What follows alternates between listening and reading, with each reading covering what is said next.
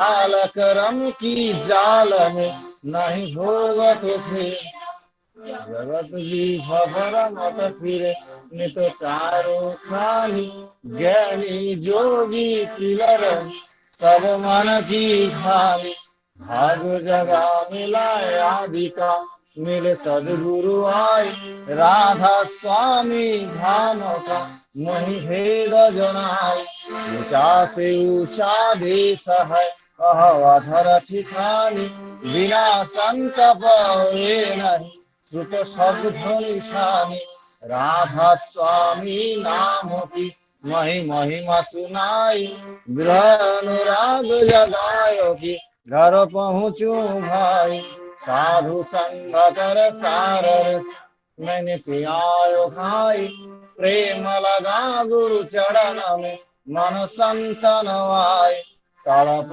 उठे वे कर रहो कैसे पिया घर जाए दर्शन रसन नित लहु गहे मन स्थिरताई सूरज चढ़े आकाश में करे शब्द विलासा धाम धाम निरखत चले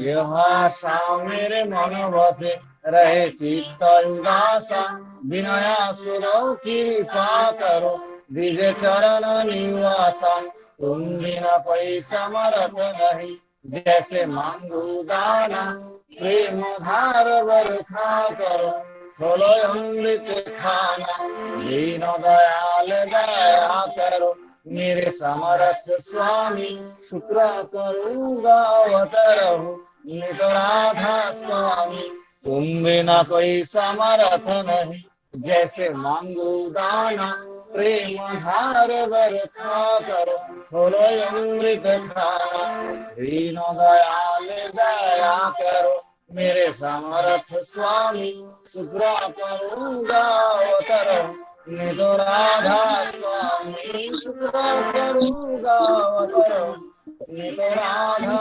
स्वामी बारो बारो करो जोर कर सविनय करो पुकार साधु संग मोहि देवनीत परम गुरु दाता कृपा सिंधु समर्थ पुरुष आदि अनादि अपार राधा स्वामी परम पीतु मैं तुम सदा हम बारो बारो बल जाओ तन मन वार ज्ञान काले मैं गाऊ निहर कई जस कृपा करो धन्य धन्य गुरुदेव दया सिंधु पुरनाथ नित्य करू तुम सेवा अचल भुक्ति मोहि देव प्रभु दीन दीनानाथ हाथ गहा तुम्हें आन कर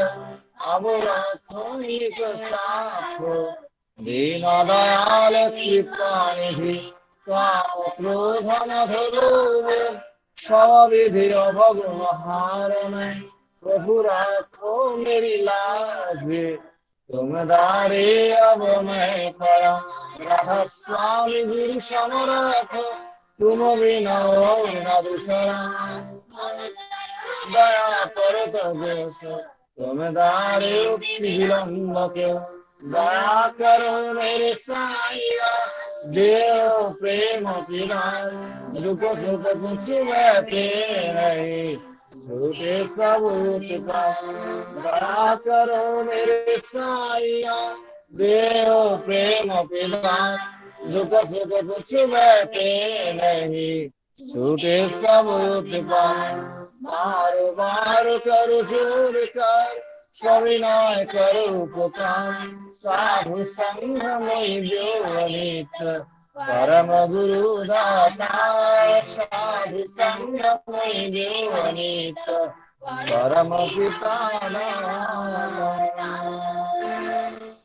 गुरु ब्रह्मा गुरु विष्णु गुरुदेव महेश्वर गुरुदेव ब्रह्म तस्मै श्री गुरुवे नमः अखंड मंडलाकारं व्यक्तं जनं जनाचरं तत्पादं दर्शितं ज्ञानं तस्मै श्री गुरुवे नमः अज्ञानाज्ञानंधस्य ज्ञानाञ्जनं समापयामि चक्षुरुन्मीलितं ज्ञानं तस्मै श्रीगुरुवे नमः आभञ्जनं दत्तं जनं कृष्णं तत्पादं ज्ञानं तस्मै श्रीगुरुवे नमः चिद्रूपेण प्रज्ञप्तं कैलासं सविनाशं तत्पादं ज्ञानं तस्मै श्रीगुरुवे नमः नागुर्भीगं तत्त्वं नागुरभीगं तपः तत्त्वज्ञानब्रह्मास्ति तस्मै श्रीगुरुवे नमः नाथो श्री जगद्गुरु मदादिमा सर्वधर्म तस्मै श्रीगुरुवे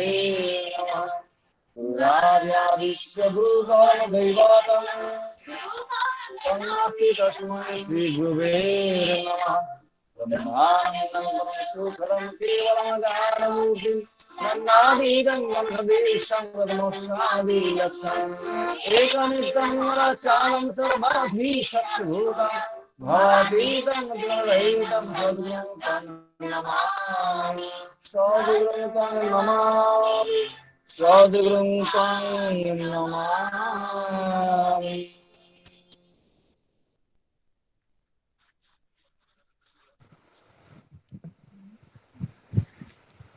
2 मिनिट नाम ध्यान।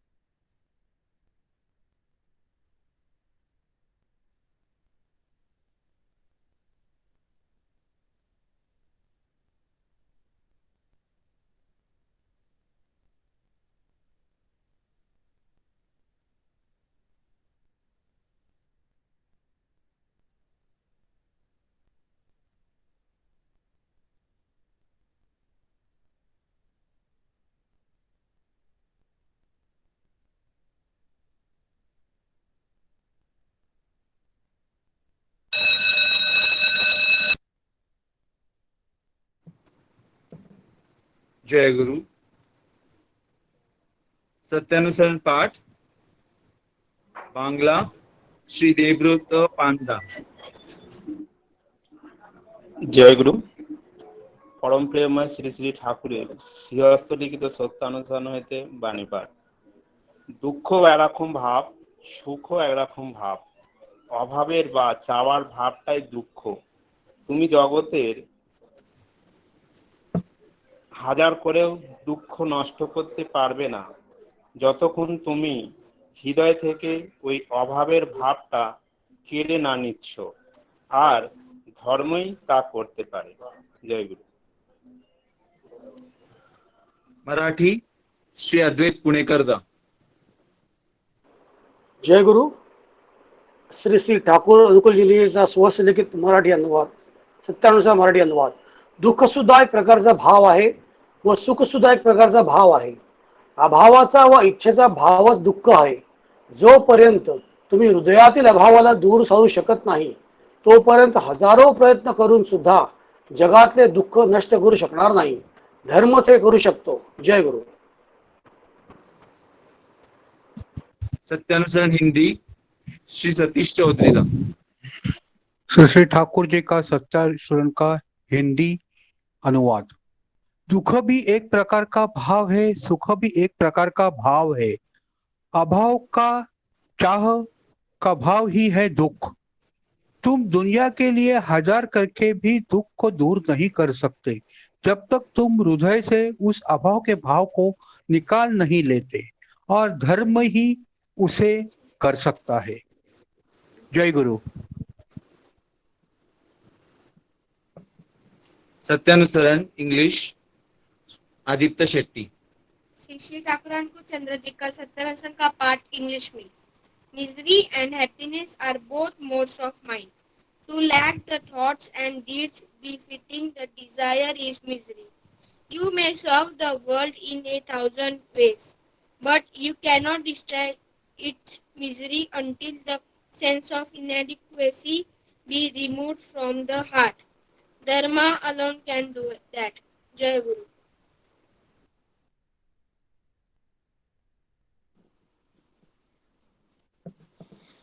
जय गुरु। विवेक जय गुरु। अभी ये जो मैं स्क्रीन के ऊपर अभी अपडेटेड लिस्ट आप फॉलो कर सकते हैं। अच्छा, विवेक जय गुरु। हाँ जय गुरु।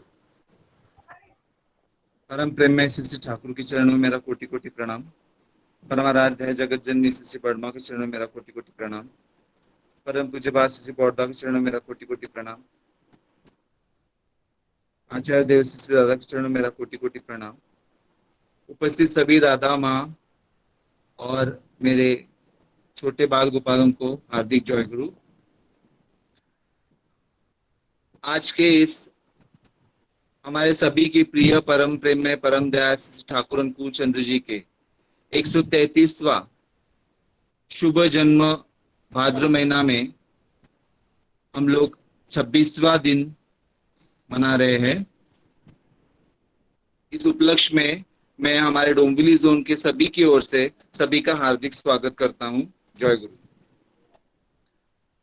पिछले 25 दिनों से हम इस ठाकुरमयी बेला में सभी लोग सत्संग का, आलोचना का आनंद उठा सके हैं। आइए आज भी हम लोग इस बेला को एक आनंदमय बेला बनाकर सभी आनंद लुटाए। हमारा आज का जो सत्संग का जिन्होंने ऑफर किया है, मैं उनका नाम पहले पढ़ूंगा, उसके बाद कुछ अनाउंसमेंट।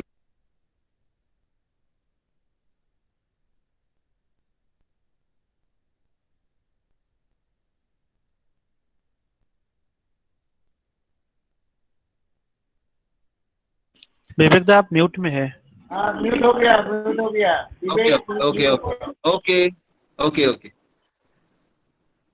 आज के इस 26th डे में आज जिन्होंने सत्संग दिया है वो है हमारे श्रद्धेय जोशीदा थाना से। उन्होंने उनके पोते श्री आदित्य के जन्मदिन के उपलक्ष्य में सत्संग दिया है, जो आज 3 बरस के हो चुके हैं। मैं आदित्य को जन्मदिन की बधाई देकर उसका आगे का जीवन के लिए ठाकुर के चरणों में मंगल कामना करता हूँ। श्री शिवराम महाराणा दा कल्याण से है।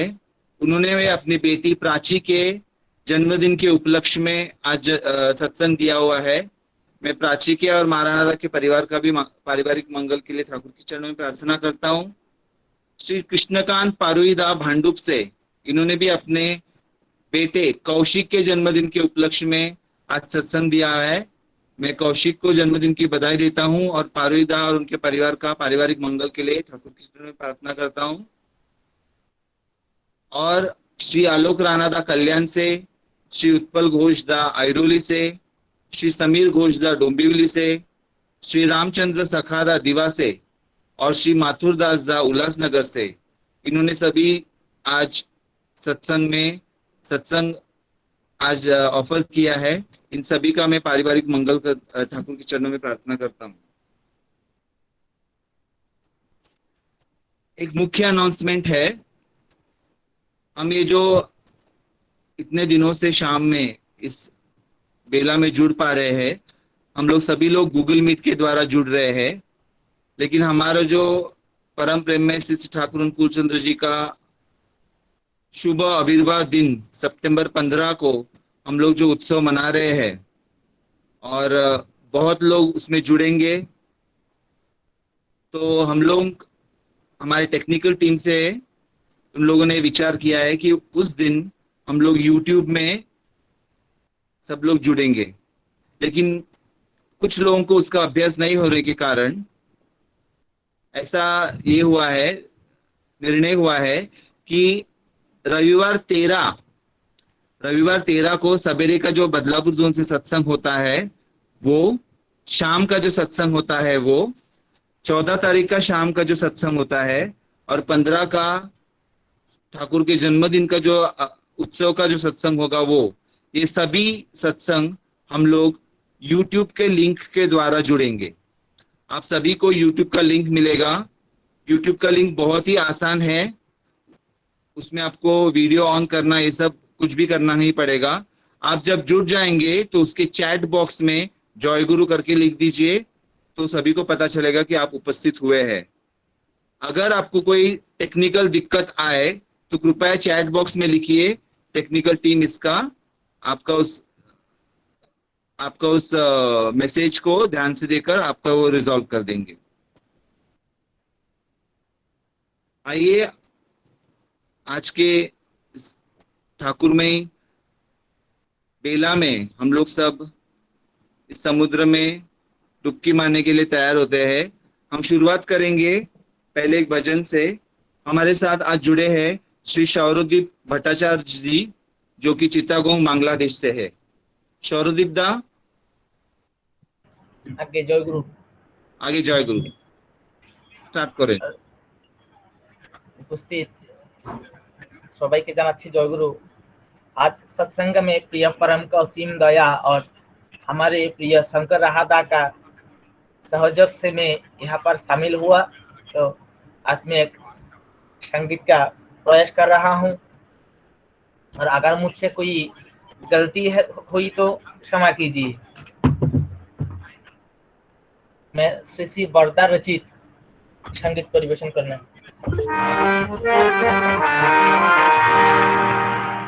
आहा मुररे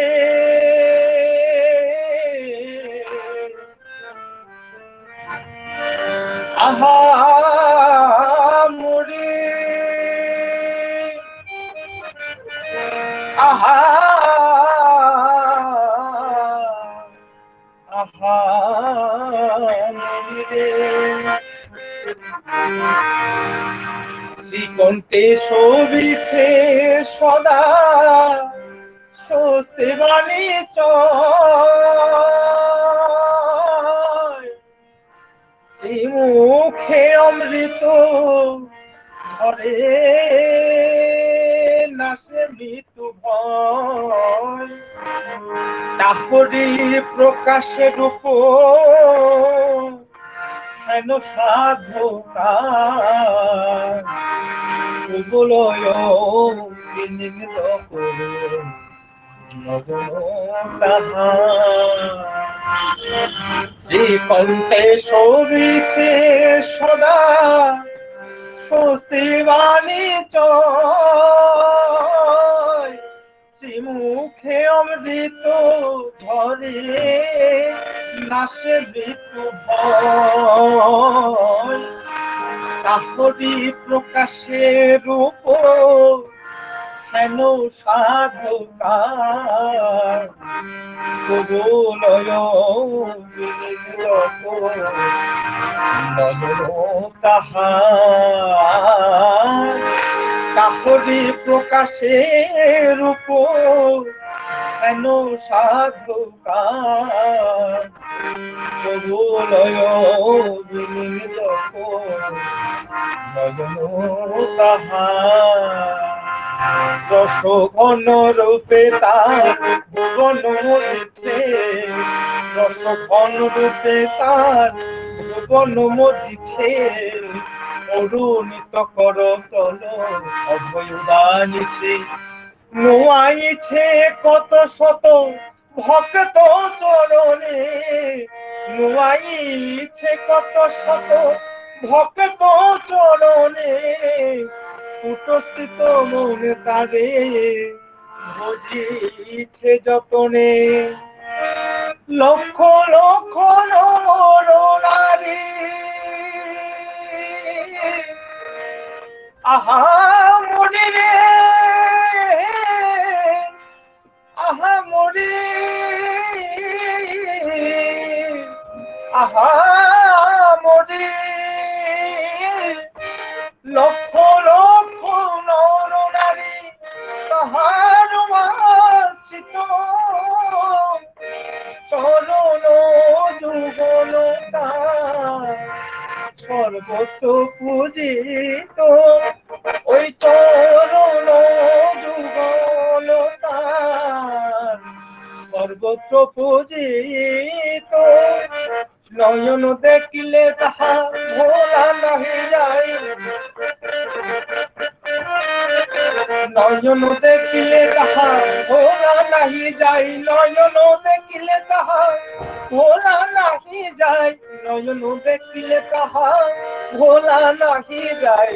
দ্রবীভূত সুধা যেন ধরিছে ধরায়, চকিতে হৃদয় গলে সেই রূপ হেরিলে, চকিতে হৃদয় গলে সেই রূপ হেরিলে। ক্রমে ভাব মহাভাব হৃদয় সপিয়ে, বক্ষ ভরিয়ায় ওঠে আনন্দ লোহরে, বক্ষ ভরিয়ায় ওঠে আনন্দ লোহরে। রহি রহি কাঁপে অঙ্গ প্রভুবাসী হরে। তীর্থ মহাতীর্থ সে যে ভব পারে, তীর্থ মহাতীর্থ সে যে ভব পারে। প্রণমি প্রণমি প্রণমি তোমারে, প্রণমি প্রণমি প্রণমি তোমারে। ঠাকুর প্রণমি তোমারে, প্রণমি তোমারে,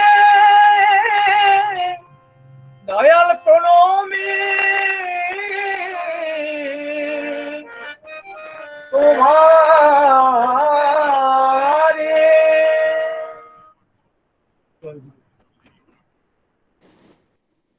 जय गुरु। अनेक अनेक धन्यवाद सरोदीप दा, श्री बरदा रचित इस भक्तिमय भजन के लिए। आपने इस शाम का शुरुआत बहुत अच्छे से किया है और बांग्लादेश से जुड़ने के लिए आपको बहुत बहुत धन्यवाद हमारी ओर से। आइए, जैसे कि हम लोग ने इस भजन का आनंद उठाया है, मैं मैसेजेस में देख रहा हूँ एक दादा लिख रहे हैं कि उनको समझ में नहीं आ रहा है, बट वो बहुत अच्छे से आनंद उठा रहे हैं। तो इसी तरह का आनंद हम और लोगों तक पहुंचाना चाहिए। इसलिए आप सभी से निवेदन करता हूं कि हमारा जो 15 सितंबर का श्री ठाकुर अनुकूल चंद्र जी का शुभ आविर्भाव दिवस का जो उत्सव है, उसमें आप ज्यादा से ज्यादा लोगों को निमंत्रण दीजिए। दीक्षित हो अदीक्षित हो, सभी को यूट्यूब का लिंक भेजकर उनको जुड़ने के लिए कहिए और उनको अपने जीवन का पथ का थोड़ा सा आनंद उठाने का मौका दीजिए। चलिए हम लोग इस श्रृंखला को आगे बढ़ाते हुए अब हम सुनेंगे हमारे डोंबिवली के श्री सुमन चक्रवर्ती दा के जो कन्याएं हैं श्रद्धा और स्निग्धा, उन लोगों से एक भजन। श्रद्धा,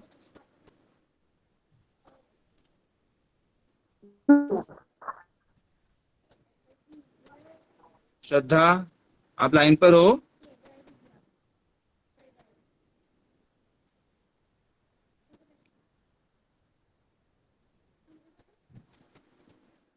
श्रद्धा आप लाइन पर हो?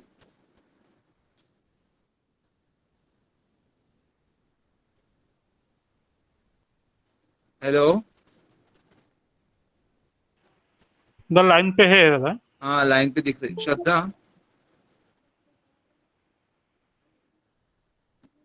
उनका शायद थोड़ा नेटवर्क इश्यू हो रहा है, हम थोड़ी देर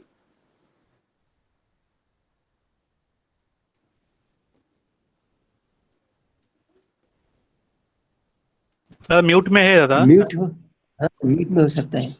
श्रद्धा आप म्यूट में है, आप म्यूट करके देखिए।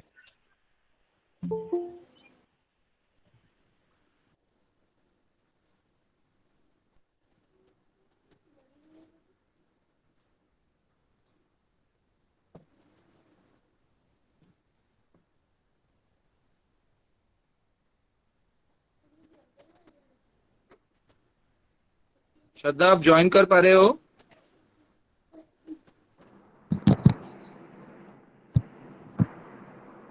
फिर शायद म्यूट में होगा, वो सुन नहीं पा रहे होंगे।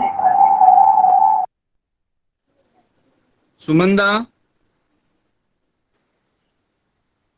हाँ विवेक, एक मंगा मिनट, जय। दोनों का कनेक्टिविटी नहीं हो रहा है, 1 मिनट, मैं अभी हाँ उनको मेरा मोबाइल देता हूँ, 1 मिनट।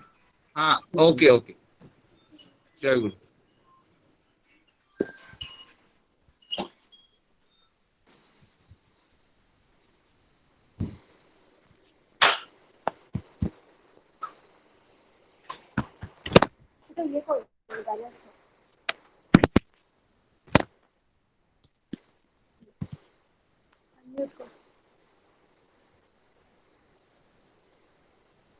जय गुरु सभी को।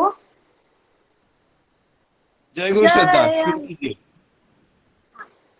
जय अनुकूल अपरूप अतुल पुरुषोत्तम जय हे।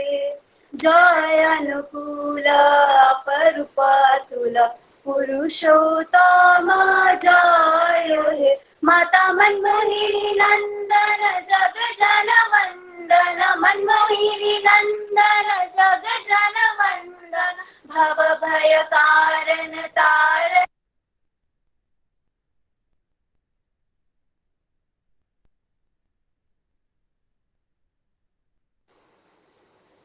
जय अनुकूल अपरूप अतुल पुरुषोत्तम जय हे।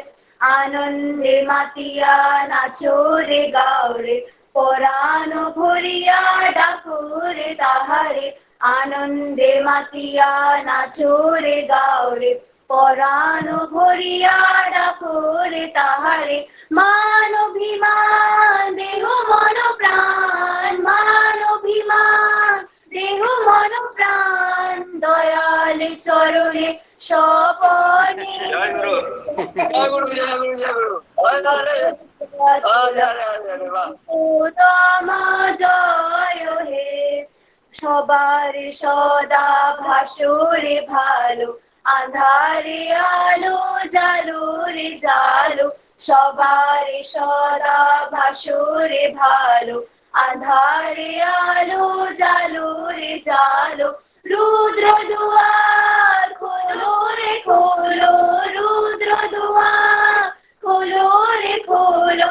ঘরে ঘরে তাহারে সপরে, জয় অনুকূল अपरूप अतुल पुरुषोत्तम जय हे। जय अनुकूल अपरूप अतुल पुरुषोत्तम जय हे। माता मनमोहिनी नंदन जग जन वंदन, मनमोहिनी नंदन जग जन वंदन, भव भय कारण तारण है। जय अनुकूल अपरूप अतुल पुरुषोत्तम जय हे। जय गुरु, जय गुरु, जय गुरु। खूब भालो, खूब भालो, बहुत अच्छे से इन्होंने बांग्ला भजन लिया है ठाकुर जी की गुणगान में। अब हम थोड़ा सा ठाकुर जी के बारे में कुछ सुनेंगे। हमारे साथ आज जुड़े हुए हैं मेघालय से श्रीमती पुष्पा बजाज जी। श्रीमती पुष्पा बजाज जी एक स्किल डेवलपमेंट सेंटर के प्रेसिडेंट है मेघालय में, और उन्होंने पिछले 10 साल से करीब 10,000 स्टूडेंट्स को स्किल्स में माहिर किया है, अपैरल के, ब्यूटी के, आईटी के, और बहुत ही ठाकुर प्रेमी, ठाकुर भक्त है, और हमने सुना है कि बहुत अच्छा बोलते हैं। तो आइए सुनते हैं श्रीमती पुष्पा बजाज जी से। जय गुरु। सभी को मेरा जय गुरु।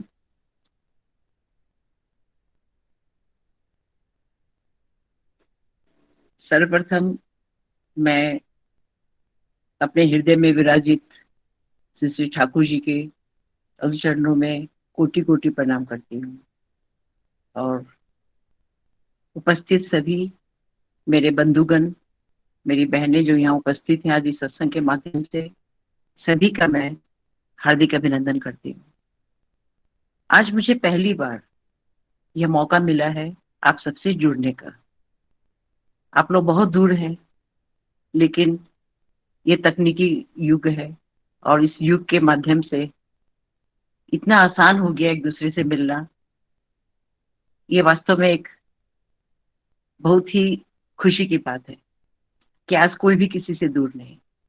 और ऐसे भी हम जिस गुरु श्री श्री ठाकुर जी के चरणों में आज सभी एकत्रित हुए हैं, हमारे लिए कोई भी तो दूर नहीं है।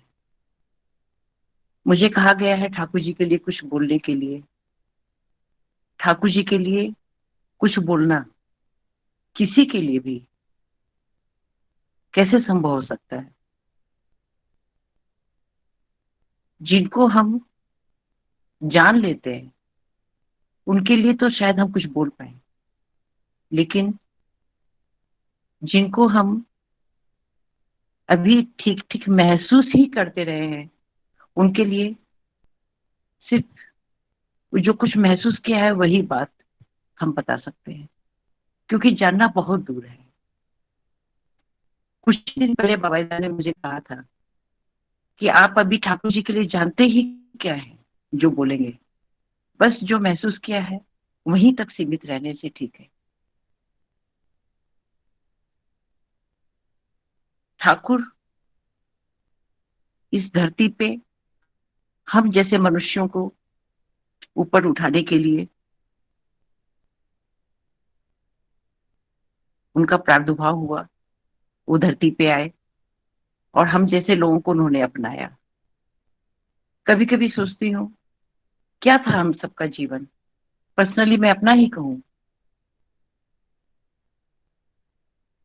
सच में जब मैं पीछे घूम के देखती हूँ तो लगता है कहीं कुछ भी नहीं था।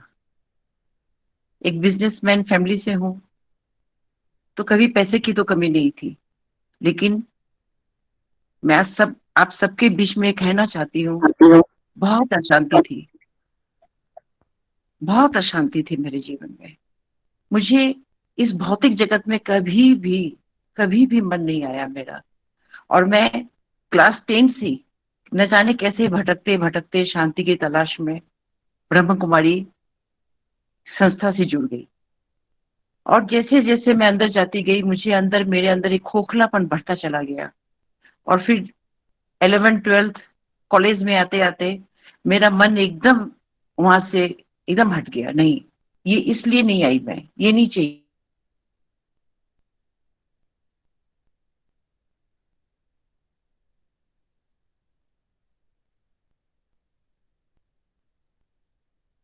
मेरा मन वहां नहीं लगा। फिर शादी हो गई, बच्चे हो गए, ठीक है, जीवन जी रही थी मैं। और एक बार ऐसा हुआ कि श्री आशाराम बापू गुवाहाटी आए। उनके उस सत्संग में मुझे भी जाने का सौभाग्य मिला।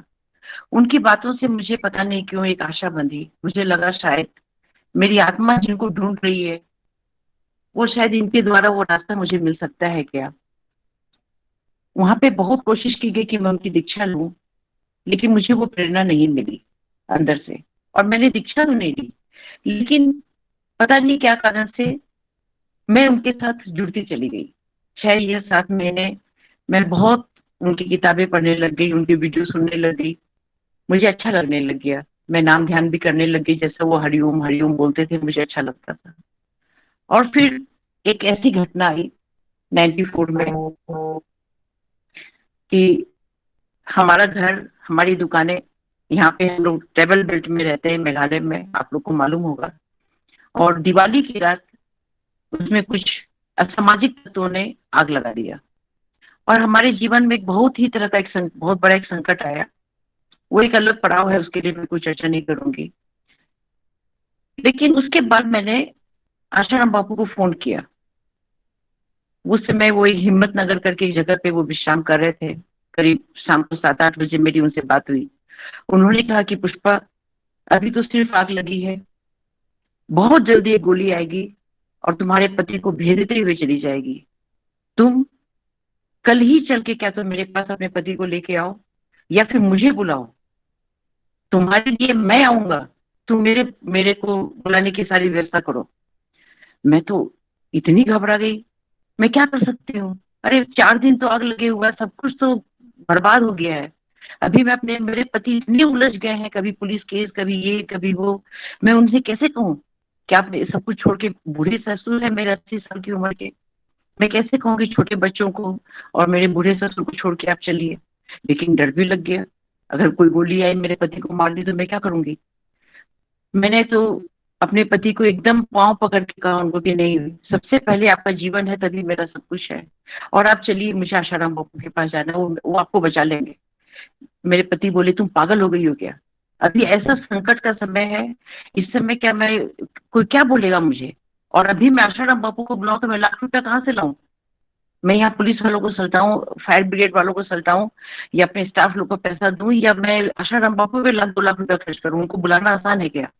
ये सब चक्कर में छोड़ दो तुम। मैं सोची क्या हो गया इनको भी। और फिर इसी तरह से परेशान, बहुत परेशानी की हालत में मुझे अनायास ही एक प्रकाश दा नाम के जो गुरु भाई मिल गए, और उनके सामने थोड़ी मन में एक लगा कि चलो मेरे ही जैसे किसी ने शायद आशाराम बापू के दया से कोई आया है, कोई इस तरह का संत मेरे जीवन में, कोई गुरु भाई के रूप में। और मैंने उनको अपने दिल की बात बोली, तो उन्होंने कहा कि देखो ये सब ईश्वर की दया को तुम महसूस करो, वो क्या चाहते हैं, और तुम ठाकुर जी का सतनाम लो। और उनकी बात पे विश्वास करके मैंने ठाकुर जी की दीक्षा ली। दीक्षा लेके भी तुरंत में तो कुछ होता नहीं, आप सभी जानते हैं, लेकिन मैं बहुत परेशान थी। मैंने अपनी दीक्षा लेने के बाद मैं बिल्कुल उस समय में जा चुकी हूँ, मुझे थोड़ा मुश्किल लग रहा है। लेकिन फिर मैंने भुजबल दादा को देखा तो नहीं, तो चिट्ठी लिखी दादा को, और दादा को मैंने लिखा कि मैंने सुना है कि जो इष्ट में युक्त रहता है उसका कभी अनिष्ट नहीं होता, तो ठाकुर मैं अपने इष्ट में कब युक्त होंगी, मुझे वो पावर अंदर से कब मिलेगा कि मैं अपने इष्ट में युक्त हो सकूं। वो लेटर शायद दादा के पास गया होगा, दादा ने कैसे उसको पढ़ा, क्या रेट क्या मुझे मालूम नहीं। लेकिन उसके बाद जो दादा का जो मेरे पास जवाब आया भुजबल दादा का, उसमें ये लिखा था कि आप सब परिवार सकुशल रहें, किसी प्रकार की चिंता न करें, जिनको धारण किया है उनको अपने अंदर में पूर्ण विश्वास के साथ उनकी नीति के ऊपर आप चलें, और कभी सुविधा पाएं तो देवघर आए। बस यही एक बात मेरे जीवन का टर्निंग पॉइंट बन गई कि कभी सुविधा पाए तो देवघर आए। और यहाँ पे एक संत जिसको 6 महीने से मैं जिसको पागल के जैसे पुकार रही हूँ, वो कह रहे हैं कि तुम आओ, नहीं तो तुमको गोली लग जाएगी, तुम्हारा पति अभी खत्म हो जाएगा। और एक संत ये है जो कह रहे हैं मुझे कि जब तुम्हें सुविधा हो तब तुम आओ। तो सच में मेरे अंदर की शायद पुकार सही थी, जो भ्रम था वो दूर हुआ, आग एक बहाना थी, और जो सत्य था वो मेरे जीवन में प्रकाशित हुआ। मैंने एक विष्णु पुराण जो हमारे यहाँ एक शास्त्र के अंदर जो बहुत बड़ा एक पुराण है, उसके अंदर पढ़ा है कि युधिष्ठिर जी ने श्री कृष्ण युधिष्ठिर जी से कहते हैं कि हे युधिष्ठिर, जो एक बार मुझे प्रणाम कर लेता है उसे जीवन में दोबारा प्रणाम नहीं करना पड़ता। ये बात का आशय मैं समझ ही नहीं पाई। बरसों बरस मैंने बहुत संत महात्माओं से पूछा कि इसका क्या मतलब है, एक बार किसी को प्रणाम करेंगे तो दोबारा करना नहीं पड़ेगा, ये कैसे हो सकता है। मैंने आशाराम बापू को भी चिट्ठी लिख के भेजी थी इस बात के लिए कि एक बार प्रणाम करेंगे दोबारा प्रणाम नहीं करना होगा, इसका क्या मतलब होता है। किसी ने मेरे को मन में शांति नहीं आई किसी के जवाब से। लेकिन जब पहली बार मैंने भुजबल दादा को देखा, पूजनीय बबाईदा को देखा, और आज मैं आप सबके सामने कहती हूँ, उनको जब उनके सामने जब वो प्रथम प्रणाम हुआ, मुझे नहीं लगता कि आज भी मैं उस स्थान से उठ पाई हूँ, आज भी मेरा सर वहीं झुका हुआ है। तो शायद कृष्ण भगवान ने ठीक ही कहा था युधिष्ठिर जी को कि जो एक बार प्रणाम कर लेता उसे दोबारा प्रणाम नहीं करना पड़ता। शायद हमारे शास्त्रों में इसे ही आत्मनिवेदन कहा गया है। जब संपूर्ण भाव से एक भक्त अपने इष्ट को आत्मनिवेदन कर पाता है तो फिर उसे दोबारा किसी और को प्रणाम करने की क्या जरूरत है। एकदम शास्त्रों की बात मुझे लगा एकदम सही है। इसी तरह से अगर हम स्कंद पुराण की बात करें तो उसमें भी मैंने पाया कि शंकर भगवान कहते हैं पार्वती से, इसके अंदर जो एक गुरु गीता जो हम गाते हैं जो ब्रह्मानंदम परम सुखदम, वो सब उसी की सारी पंक्तियां हैं। ये सब उसी में 216 पंक्तियों का एक बहुत ही बड़ा एक गुरु गीता नाम का एक वहाँ पे एक विषय है। उसके अंदर शंकर भगवान पार्वती जी से कहते हैं कि कृपा कहाँ से होती है, हे पार्वती कृपा कहाँ से होती है उसका तुम मनन करो। गुरु की महिमा कहते हुए शंकर भगवान समझा रहे हैं पार्वती जी को कि कृपा कहाँ से होती है। तो ये कृपा, ये तो हमने पाया है ठाकुर जी के पास आके, ये कृपा कहाँ से होती है।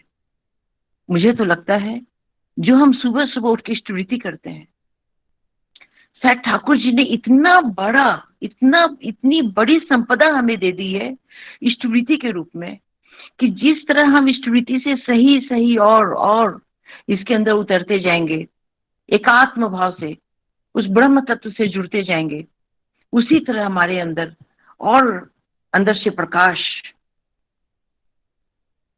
आविर्भाव, उसका आविर्भाव होता जाएगा। हम अपने अंदर से हम प्रकाशित होते जाएंगे।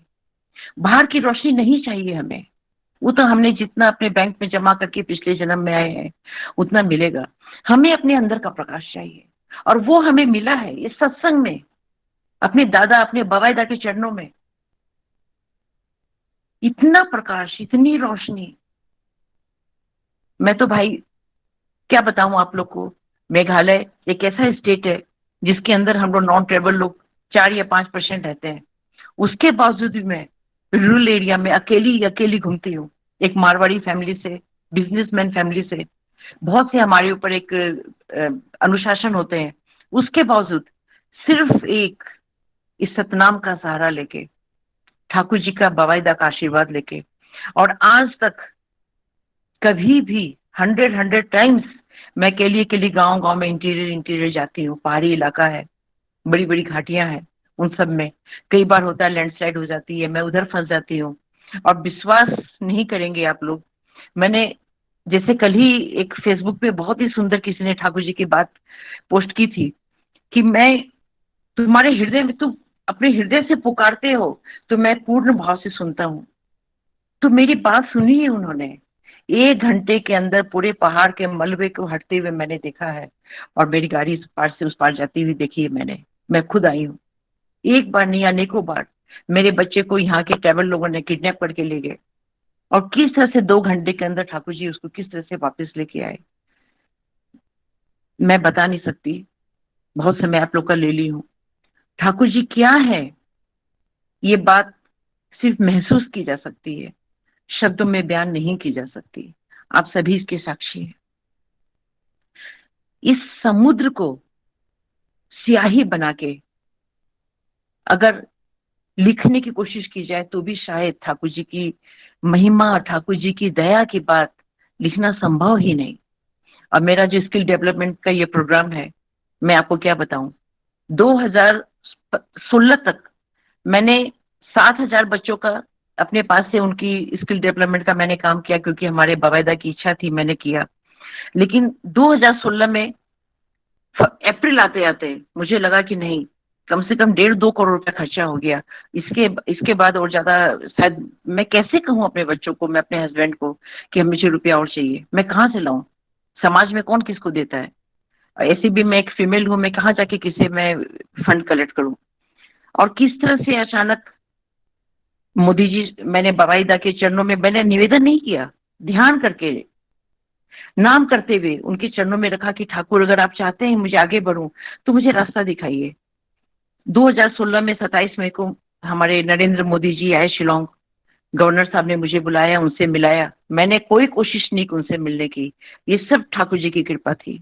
और पता नहीं कैसे क्या गवर्नर साहब ने उनको बोला, मुझे मालूम नहीं। मोदी जी ने मुझे कहा आप अपने पास से कब तक काम करेंगे।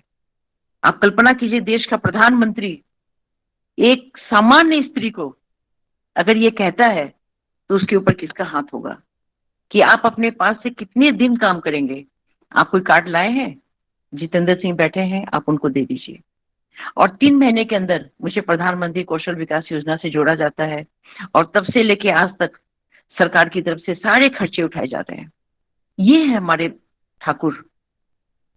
और जब मैं देवघर जाती हूँ तो पुष्वर दादा मुझे दूर से बुला के पूछते हैं, ऐ मुझे वो फोटो दिखाओ। अरे मैं किसकी फोटो दिखाऊं, मैं तो समझ नहीं पाई। तो फिर गौरदा ने कहा कि आप दादा ने बंगला में कुछ बोला गौरदा को, कि मुझे कहा कि अरे वो मोदी जी का वाला फोटो दिखाइए।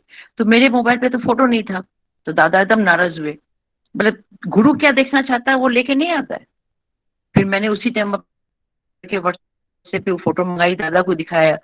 दादा ने मोबाइल पे फोटो को एकदम हाथ में लेके बड़ा बड़ा करके देखा और खूब हंसे दादा कि देखो हमारी पुष्पा माँ को मोदी जी के साथ बैठ के बात कर रही है। तो ये है मेरे दादा, ये है मेरे बवाईदा, ये है ठाकुर। उनके बारे में हम क्या कहें, हम सभी उनके चरणों में रहें और उनकी दया को अपने अंदर महसूस करते रहें और नाम ध्यान इष्टवृत्ति को हमेशा ध्यान से अपना करते रहें। हमें वो सब कुछ मिलेगा जिसके लिए हमने जन्म लिया है। जय गुरु।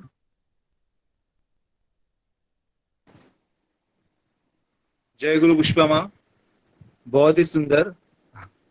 हम चाहते थे कि आप बोलते रहे। आपने बहुत ही बढ़िया बात कहा है, इष्ट में युक्त जो रहता है उसका कभी अनिष्ट नहीं होता है। और हम लोग सच में भाग्यवान है कि हम लोग ठाकुर जी के रूप में हमें गुरु मिले हैं। और इष्टवृत्ति की जो बात कही आपने, कृपा की जो बात कही, प्रणाम की जो बात कही, सबका सार यही है कि हम लोगों को ठाकुर जी को अपने हृदय में रखना है। ठाकुर जी को जब तक हम लोग हमारे हृदय से उनको पुकारते नहीं है, ठाकुर जी तो सुनना चाहते हैं, ठाकुर जी तो देना चाहते हैं। कमी हम लोगों में है, जैसे आपने कहा। बहुत ही अच्छा आलोचना हुआ आपका, मैं आपका धन्यवाद करता हूं। आइए इस श्रृंखला को आगे बढ़ाते हैं। आज की शाम में हम लोग एक भजन सुनेंगे। हमारे साथ आज जुड़े हैं श्री योगेश जोशीदा, जो हमारे श्रद्धेय जोशीदा के सुपुत्र है, और उनके पुत्र के जन्मदिन पर आइए हम उनसे कुछ ठाकुर का गुणगान सुनते हैं। योगेश दा।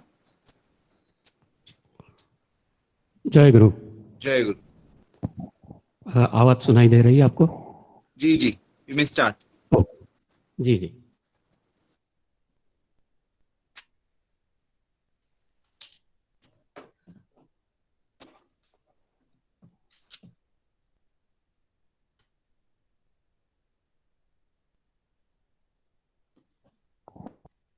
आप सभी को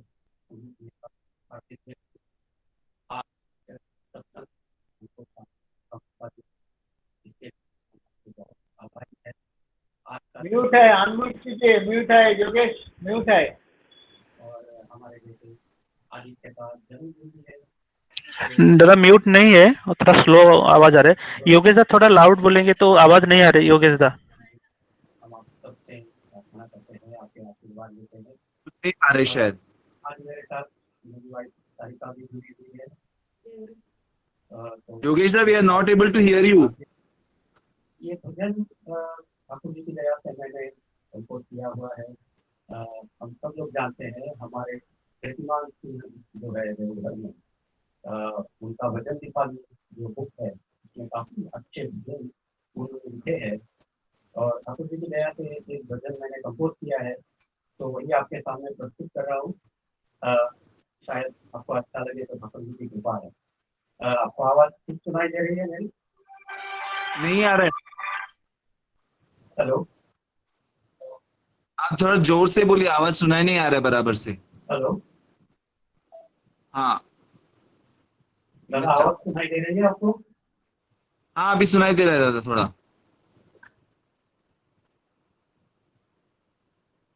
आवाज सुनाई दे रही है? हाँ ठीक।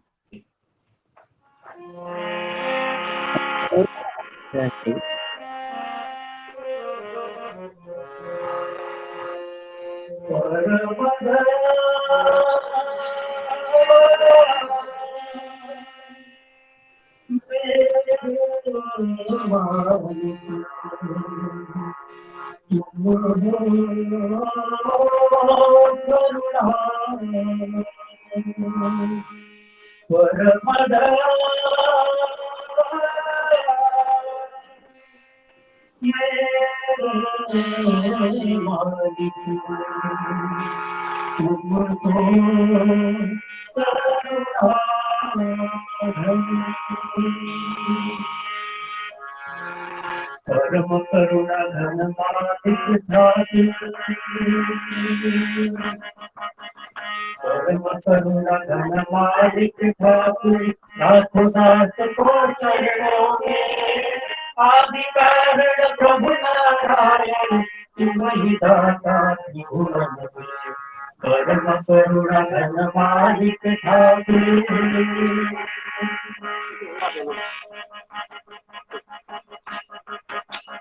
परम करुणा धन मालिक ठाकुर रघुदास को चरणों में आदि कारण प्रभु नारायण तुम ही दाता त्रिभुवन में परम करुणा धन मालिक ठाकुर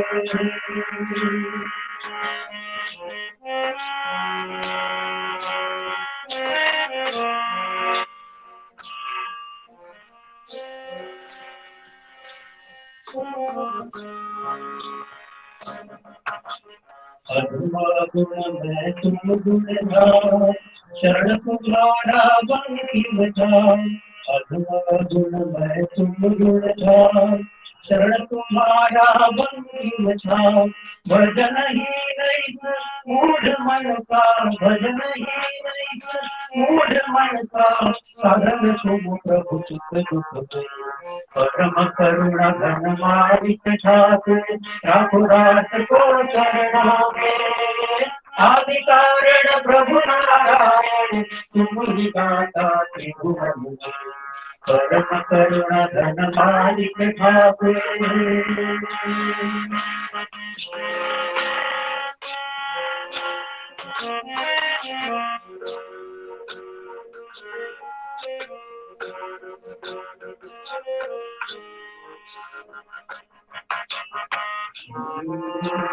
मूरख मैं मेरी मोह वासना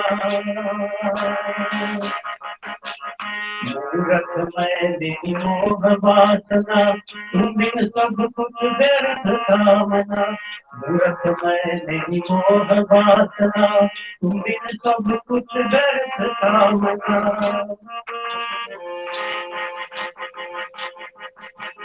मूरख मैं मेरी मोह वासना तुम बिन सब कुछ व्यर्थ कामना भुवन नाथ तुम पूर्ण काम हो भुवन नाथ तुम पूर्ण काम हो शांति दीप हृदय में परम करुणा धन मालिक ठाकुर रघुदास को चरणों में आदि कारण प्रभु नारायण तुम ही दाता त्रिभुवन में परम करुणा धन मालिक ठाकुर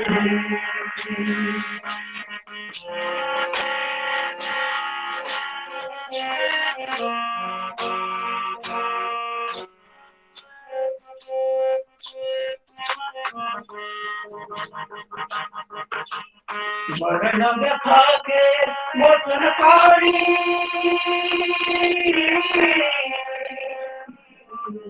मरण व्यथा के मोचनकारी शरणागत में वेदनहारी मरण व्यथा के मोचनकारी शरणागत में वेदनहारी शरणागत में वेदनहारी परम दया मुक्ति विधाता परम दया मुक्ति विधाता संजीवन प्रभु जीवन में परम करुणा धन मालिक ठाकुर रघुदास को चरणों में आदि कारण प्रभु नारायण तुम ही दाता त्रिभुवन में परम करुणा धन मालिक ठाकुर रघुदास को चरणों में आदि कारण प्रभु नारायण तुम ही दाता त्रिभुवन में परम करुणा धन मालिक ठाकुर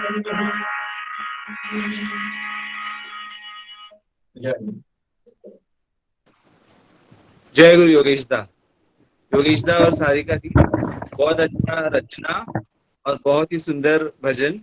परम करुणा घन मालिक ठाकुर तुम ही दाता त्रिभुवन में। बहुत ही सुंदर। धन्यवाद हमसे जुड़ने के लिए आज के इस सत्संग में। आइए हम अगले हमारे प्रेजेंटर की ओर चलते हैं।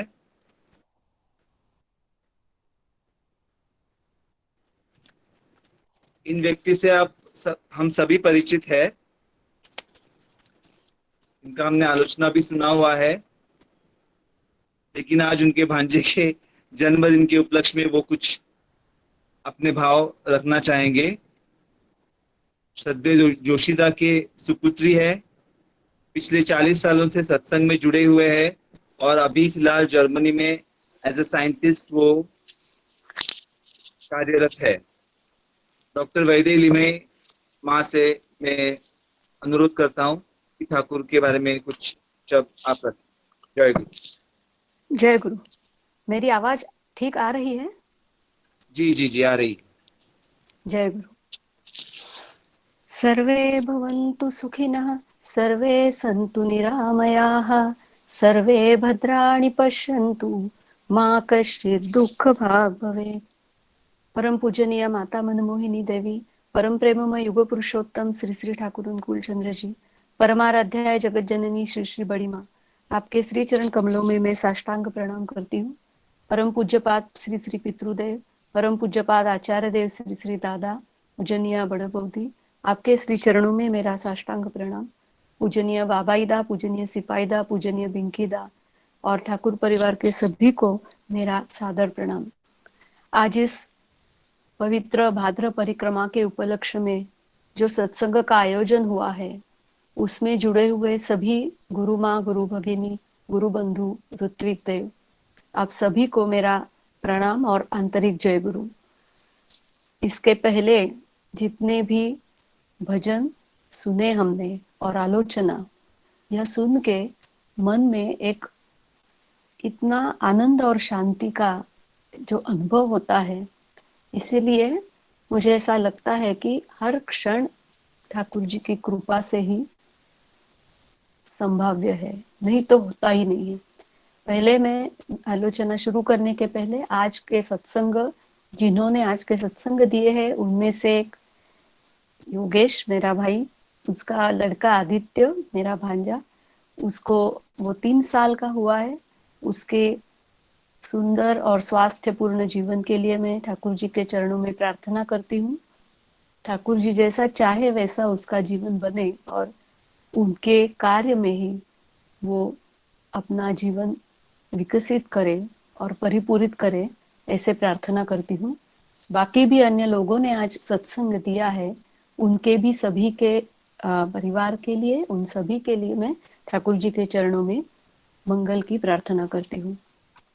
आज हम सभी महसूस कर रहे हैं कि परम दयाल की जो अपार करुणा है, जिसके वजह से सब हम सुरक्षित है। ऐसे कहा जाए तो उनकी कृपा तो हर क्षण है, लेकिन इसका एहसास मनुष्य को सबसे ज्यादा तभी हो जाता है जब उसका जीवन, उसका बचना संकट में पड़ जाता है। एक स्वास्थ्य की ओर देखिए और आज कैसा माहौल है वो देखिए। अगर हमारा स्वास्थ्य बना नहीं रहता है, अगर हम बचेंगे नहीं, हमारे जीवन की अगर रक्षा नहीं होती है, तो हमारा विकास या उन्नयन कैसे संभव होता है। स्वास्थ्य के बारे में कहते हुए हम सभी को मालूम है, विश्व स्वास्थ्य संगठन यानी कि वर्ल्ड हेल्थ ऑर्गेनाइजेशन स्वास्थ्य को कैसे परिभाषा में डिफाइन करती है कि health is a state of complete physical, mental and social wellbeing and not just absence of disease और इन्फर्मिटी। हमारे आर्ष ग्रंथ कहते हैं धर्मार्थ काम मोक्षाणाम मूल मुक्तम कलेवरम, मतलब यह मनुष्य शरीर चारों पुरुषार्थों की मूल है, जड़ है। तो मनुष्य शरीर की ऐसी क्या विशेषता है? ऐसे कहा जाता है कि केवल मनुष्य योनि कर्म योनि है, क्योंकि जीव जब मनुष्य के रूप में जन्म ग्रहण करता है, तभी वह ईश्वर प्राप्ति की ओर उन्नयन करने का पुरुषार्थ कर सकता है। किसी ने बहुत सुंदर शास्त्र में कहा है कि मैन इज माइंड। मनुष्य का शब्द, मनुष्य इस शब्द का अर्थ ही होता है मन वाला, जिसके पास मन है। और मन को 11वीं इंद्रिय मानी गई है, जो हमारे 5 ज्ञानेंद्रियों और 5 कर्मेंद्रियों के बीच रेगुलेटर, नियामक का काम करता रहता है। मन को एक 4 डिपार्टमेंट्स है, जैसे मन, मानस, बुद्धि, चित्त और अहंकार, और आपस के इनके सहयोग से ही मनुष्य के शारीरिक तथा मानसिक सभी कार्य सिद्ध होते हैं। अभी ईश्वर ने, परम पिता ने हमें सत्सद विवेक बुद्धि दी है और दिया है कर्म करने का स्वातंत्र्य, एक लिमिटेड मायने में कर्म स्वातंत्र्य दिया है। लेकिन उसका सदुपयोग करने के लिए हमें सदगुरु के शरण में जाने की आवश्यकता होती है, और सदगुरु ही होते हैं भगवान की सगुण साकार मूर्ति।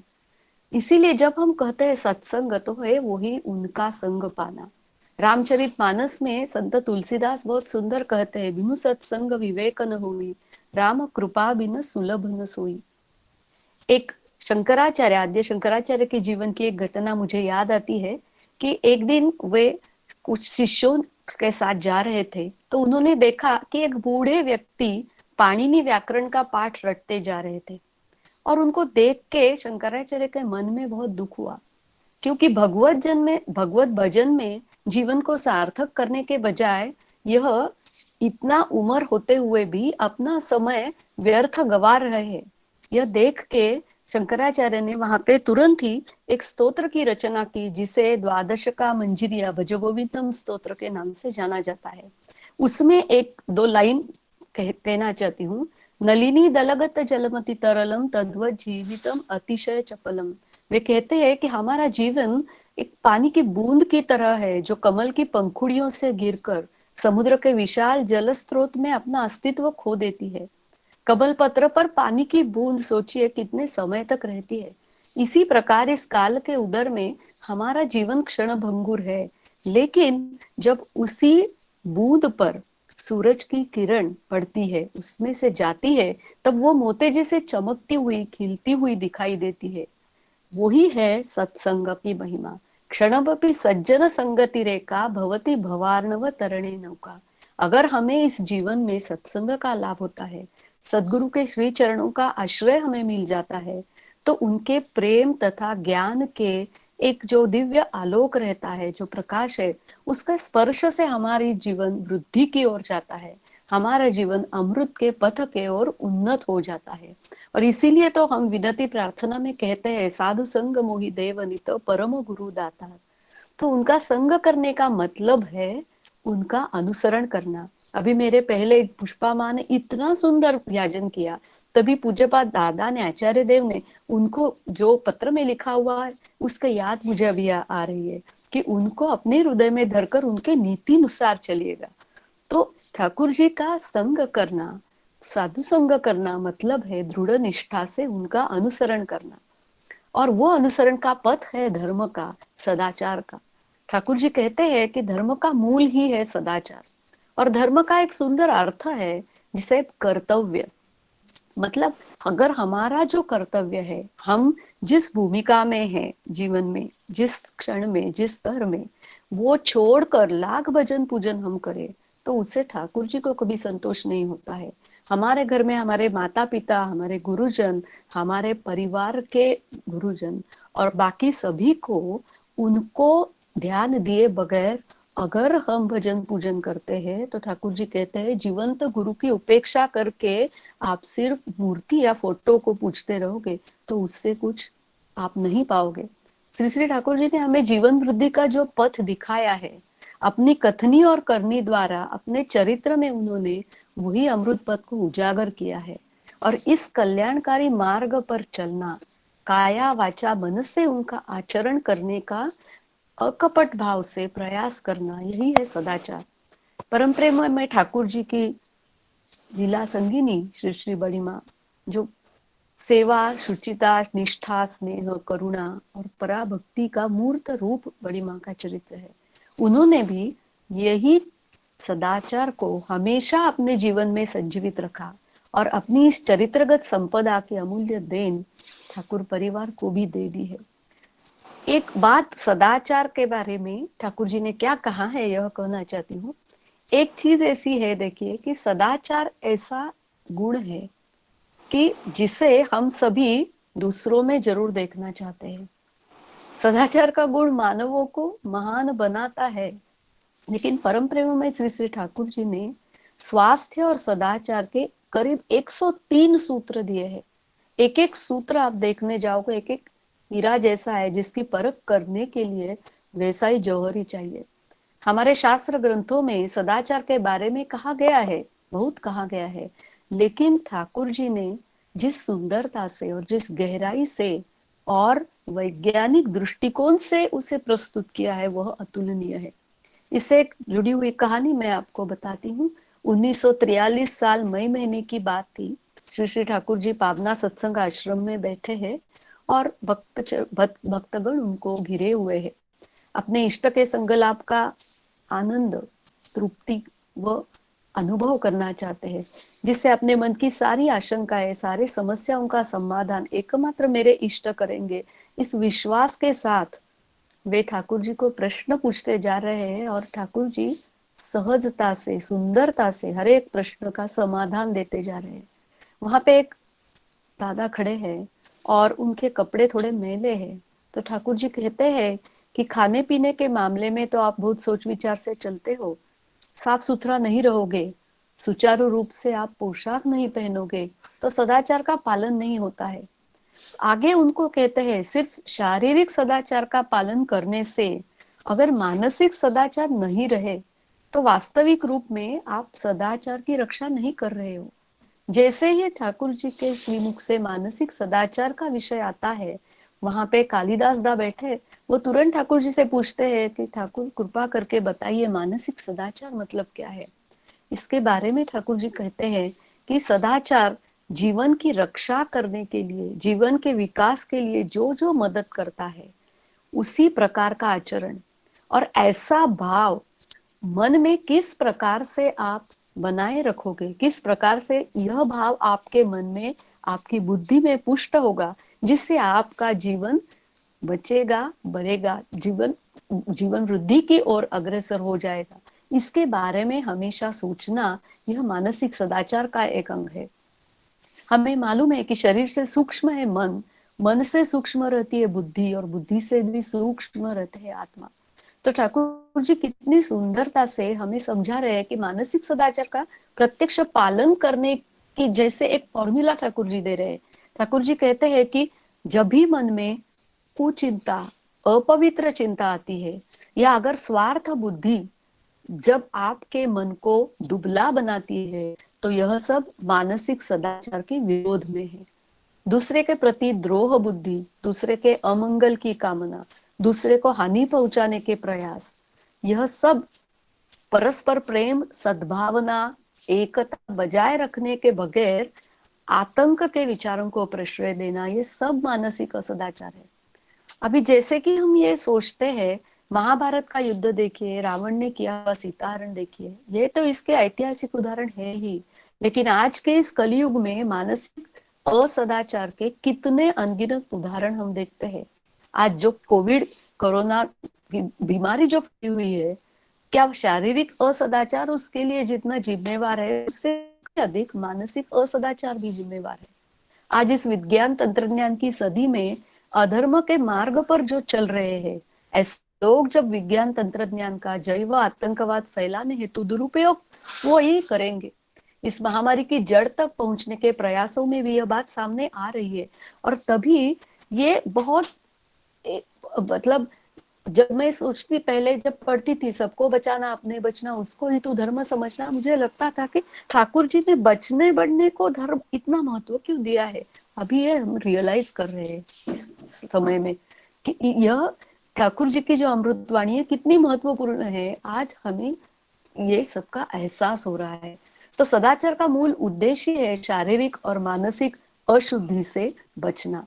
मानसिक सदाचार के बारे में ठाकुर जी कहते हैं, बहुत साइंटिफिक कहा है, प्रत्येक व्यक्ति की जो मनोधारणा है, ठाकुर जी कहते हैं कि उसके अनुसार उसकी बॉडी से एक रेडिएशन निकलते हैं और जब वह व्यक्ति दूसरे व्यक्ति के संपर्क में आते हैं तो उन पर भी प्रभाव डालते हैं। और इसीलिए अनजान लोगों के साथ भोजन, उन्हें सब समय स्पर्श करना अच्छा नहीं। जो दीक्षित है, जो साधन भजन व्रत वैकल्य करते हैं उनके शरीर तथा मन पर इसका ज्यादा प्रभाव पड़ता है। इसलिए ठाकुर जी बहुत सुंदर बात कहे हैं कि मनुष्य इन्हें देख सकता है, अवलोकन कर सकता है कि अगर उनको सूक्ष्म यंत्र का आविष्कार किया जाए तो मैं जो बोल रहा हूँ वह सब चीजें पकड़ में आ सकती है। ठाकुर जी कहते हैं कि सदाचार पालन करने में, सदाचार में घृणा का स्थान कोई नहीं है। वही है कि सुनिश्चित रूप से किए हुए वैज्ञानिक प्रयोग और उनके परिणाम। मन में कौन सा भी भाव हो, अगर उसके ठोकर से मानसिक विकार की सृष्टि होती है तो इसमें जैसे जैव रासायनिक अभिक्रियाओं के जरिए एक ऐसा विधान पैदा हो जाता है हमारे मस्तिष्क में, जिससे चारित्रगत विकार निर्माण हो जाते हैं, बीमारी या अधोगति की सृष्टि हो जाती है। जब तक हमारे मन में दुर्बलता रहेगी तब तक हम मानसिक सदाचार का पालन कर नहीं सकेंगे, यही सत्य है। जब तक हमारे मन में दुर्बलता है, क्योंकि तब हम प्रवृत्ति के बहाव में ही चल रहेंगे, हमारा मन संशय से घिरा हुआ रहेगा, संदिग्धता से रहेगा। जैसे ठाकुर जी सत्यानुसरण में हमें समझाते हैं कि दुर्बल मन हमेशा ही संदिग्ध रहता है, वह मनुष्य किसी पर विश्वास नहीं कर पाता, और दुर्बल मन में श्रद्धा आ नहीं सकती। बिना श्रद्धा भक्ति नहीं आती। भक्ति जब तक दृढ़ नहीं होती तब तक हमारे हृदय में इष्ट प्रेम अनुराग नहीं जगेगा। हम बोलते रहेंगे भरपूर, लेकिन उसका अनुभव हम बिल्कुल नहीं कर सकेंगे। इसके बिना अनुभूति नहीं आएगी तब तक ज्ञान भी नहीं होगा। सो अगर हमारा मन प्रवृत्ति मुखी रहेगा तो हमारी जो बुद्धि की शक्ति है वह कई जगहों में विभक्त रहती है। भगवत गीता ने इसी को व्यवसायत्मिका बुद्धि कहा है। तो फिर उसका उपाय क्या है? उपाय है कि मन इष्ट के चरणों में एकाग्र करना, क्योंकि तभी विवेक बुद्धि का जागरण होता है, जो निश्चयात्मिका बुद्धि कहलाती है। और इसके लिए सत्संग और सदाचरण अनिवार्य है। मानसिक असदाचार से बचने का एकमात्र उपाय है कि ठाकुर जी का दिया हुआ सतनाम का ध्यान और इष्ट केंद्रिक आचरण। उनके प्रति जब मनुष्य के मन में प्रेम जगेगा तभी वह धर्म के, सदाचार के, सन्नीति के पथ पर चलेगा ही। श्री पितृदेव बहुत सुंदर कहते थे कि ठाकुर जी को हम क्या देंगे, जो समस्त ब्रह्मांड के सृष्टा है, पालन करता है, हरता है, जिन्हें कुछ अप्राप्य है ही नहीं। तो अगर उनको देना ही है तो हमारा मन देना चाहिए। उनके चरण कमलों में मेरा मन सदा रहे। मेरा शरीर संसार में रहा, लेकिन मेरा मन अगर मेरे परमाराध्याय के चरणों में रहे। अगर हम मानते हैं कि वे अंतर्यामी है, मतलब जिस प्रकार समस्त ब्रह्मांड में वे सत्ता रूप से है, उसी प्रकार मेरे अंदर में वही सच्चिदानंद घन ठाकुर के रूप में विराजमान है। लेकिन उनका दर्शन हमें क्यों नहीं होता? क्योंकि जिस इंद्रियों द्वारा हम उन्हें जानने का कोशिश करते हैं, देखना चाहते हैं, अनुभव करना चाहते हैं, वह एक दर्पण जैसे है, वह मैला हुआ है। जन्म जन्मांतर की अनेक संस्कारों की स्मृति रूपी छाप से हमारा चित्त इतना भरा हुआ है कि जब तक वह धुल नहीं जाते तब तक यह दर्पण साफ सुथरा नहीं होता है। इसीलिए ठाकुर जी कहते हैं कि एक परमपिता को छोड़कर बाकी सारे संस्कार बंधन है। हम अब जब हमारे मन में झांक कर देखने की कोशिश करने से तुरंत पता चलता है कि उसमें क्या क्या भरा हुआ है। तो अगर इसे परिशुद्ध करना है तो वही एक साधना है कि नाम ध्यान और इष्ट केंद्रिक आचरण। सुनार जिस प्रकार धधकती अग्नि में सोने को तपाता है, फिर ठंडा करता है, फिर तपाता है, इसे सोने का तप कहा जाता है। तभी वह शुद्ध होता है, निखरता है और कुंदन बन जाता है। उसी प्रकार नाम ध्यान और इष्टानुसरण से मन को परिशुद्ध करने की तपस्या दी है। और ठाकुर जी कहते हैं कि अगर आप कहते हो कि मैं नाम ध्यान करता हूँ लेकिन मैं इष्ट कार्य में नहीं जुड़ता या वाइसे वर्षा, तो ठाकुर जी कहते हैं दोनों आप सही मायने में नहीं कर रहे हो। और इसीलिए ठाकुर जी के पूरे जीवन में जब हमें उन्होंने जो आचार्य परंपरा दी है, वो आज की दुनिया में एक अपने आप में इतना महत्वपूर्ण चीज है, क्योंकि हम हमेशा किन्हें देख के, किन्हें पूछ के हम हमारे जीवन में चल सकेंगे। तो हमारे लिए कोई अज्ञात नहीं रखा है, हमें उन्होंने हमें यह सब दे दिया है। और इसीलिए जितना हो सके, जैसा हो सके, हमें साल में कम से कम एक बार तो तीर्थ देवघर में जरूर जाना चाहिए। उनके संस्पर्श में आना मतलब ऐसा नहीं कि उनसे जाके बारंबार बातें करके बैठना। आपका मन जितना शुद्ध है, मन से आप जितना उन्हें पुकारोगे उतना आप उनको अनुभव कर सकते हैं, यह मुझे लगता है। इसीलिए जब हमारे जीवन में सद्गुरु आते हैं तो इष्ट के रूप में हम जब उन्हें केंद्र में रखेंगे, हम उन्हें मानकर सर्वोपरि चलने की कोशिश करने लगेंगे, तभी हमारे मन में, हमारे बुद्धि में इष्टानुराग का एक बल विकसित होगा। फिर प्रवृत्तियां हमें कितना भी उनकी तरफ लेने की चेष्टा करें, हम या तो उनकी उपेक्षा करने में या उन्हें इष्ट के पथ की ओर मोड़ कर चलने में सक्षम हो सकते हैं। और यही पुरुषार्थ हमें करना है, ऐसे ठाकुर जी की अपेक्षा है। और इसीलिए मुझे लगता है कि अगर नित्य कर्म करते समय मैं यह भाव देखती हूँ कि इनके द्वारा ठाकुर जी ने मुझे सेवा का अवसर दिया है, तो वही कर्म में ज्यादा से ज्यादा अच्छा करने की चेष्टा करूंगी। मैं ऐसा अगर सोचूं कि ठाकुर जी अगर ये काम करते तो वे कैसे करते, तो इसमें भी मेरा मन उनकी चिंता ही करेगा। तभी मुझ में सत्संग करने की एक क्षमता आएगी। नाम करते करते काम करने को जब ठाकुर जी ने कहा है, वो कैसा करना है? मुझे ऐसा लगता है कि दिन भर जो जो काम मैं करूं वह सब उनकी सेवा समझकर करना, उन्हें अर्पण करना, यह एक मन को शुद्ध करने का एक प्रैक्टिकल तरीका है। इससे मेरे मन में ठाकुर जी के लिए जरूर प्यार जगेगा। उन्हें पाने के लिए, उनका होकर रहने के लिए, उनकी भक्ति जब मैं कर सकूंगी तभी मेरे जीवन का सार्थक्य है। और यही कहते हुए आज मुझे जो शुभ अवसर दिया, इसलिए आप सभी को धन्यवाद देती हूँ। और मैंने अगर समय थोड़ा ज्यादा लिया है तो इसके लिए कृपया मुझे क्षमा करें। जय गुरु। जय गुरु। वैद्य माँ, समय ज्यादा लिया होगा तो भी इतना हम लोग जय गुरु। जैसे कहते हैं कि इतना सारा ज्ञान प्राप्त हुआ है हम लोगों को। ठाकुर जी ने कहा है, बचते बढ़ते सदाचार में लक्ष्मी रहती उसके घर में। इसी बात को आपने बहुत अच्छी तरह से समझाया है। आपने ठाकुर जी के हर कहे हुए बात को आपने टच किया हुआ है। इष्ट कार्य बोलिए, नाम ध्यान बोलिए, इष्ट परायण होकर चलना बोलिए, आज सभी को हम लोगों की जरूरत है। और जैसे वैद्य माँ ने कहा और जैसे पुष्पा माँ ने भी बताया, जो पत्र उनको दादा ने लिखा था कि आपकी सुविधा हो तो देवघर में आना, इस शब्दों को हम लोग किस तरह से लेते हैं वो हमारे ऊपर है।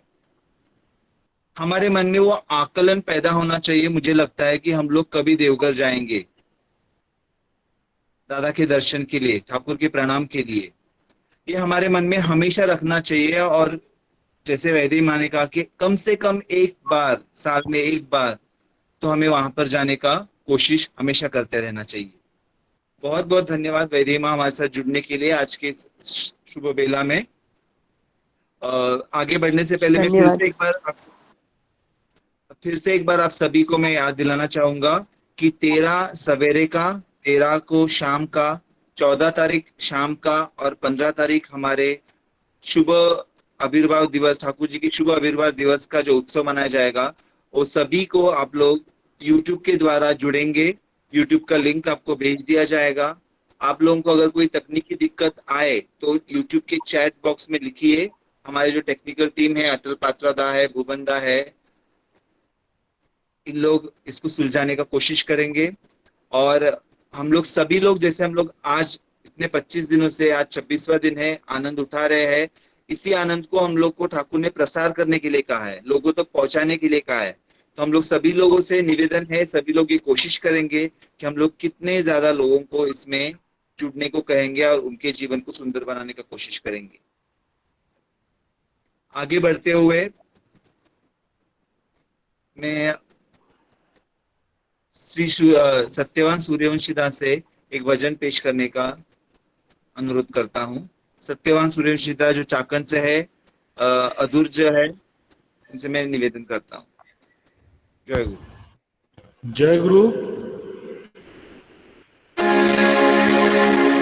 प्रभु के शरण में आ जाओ भैया,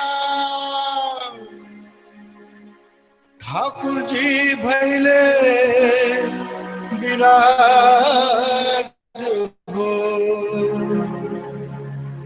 हर जिनके दर्शन करे खातिर मनवा रहे बेहाल हो।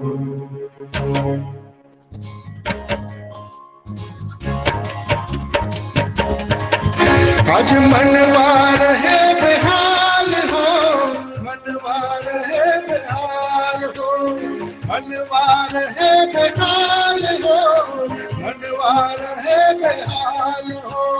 प्रभु के चरण बिना, प्रभु के शरण बिना मनवार है बेहाल हो, मनवार है बेहाल हो, मनवार है बेहाल हो, मनवार है बेहाल हो, मनवार है बेहाल हो।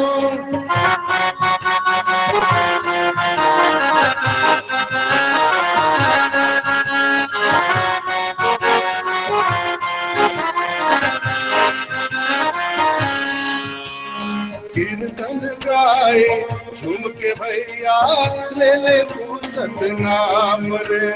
कीर्तन गाए झूम के भैया, ले ले तू सतनाम रे।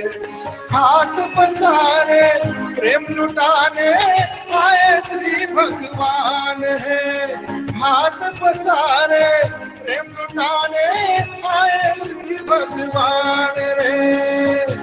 शरण में आना ना फिर पछताना, शरण में आना ना फिर पछताना, शरण में आना ना फिर पछताना। अब खूब घड़ी बीतन जाए भैया, आज मनवार है बेहाल हो, मनवार है बेहाल हो, मनवार है बेहाल हो। प्रभु के चरण बिना, प्रभु के चरण बिना मनवार है बेहाल हो। प्रभु के चरण बिना, प्रभु के चरण बिना मनवार है बेहाल हो। आज मनवार है बेहाल हो, मनवार है बेहाल हो।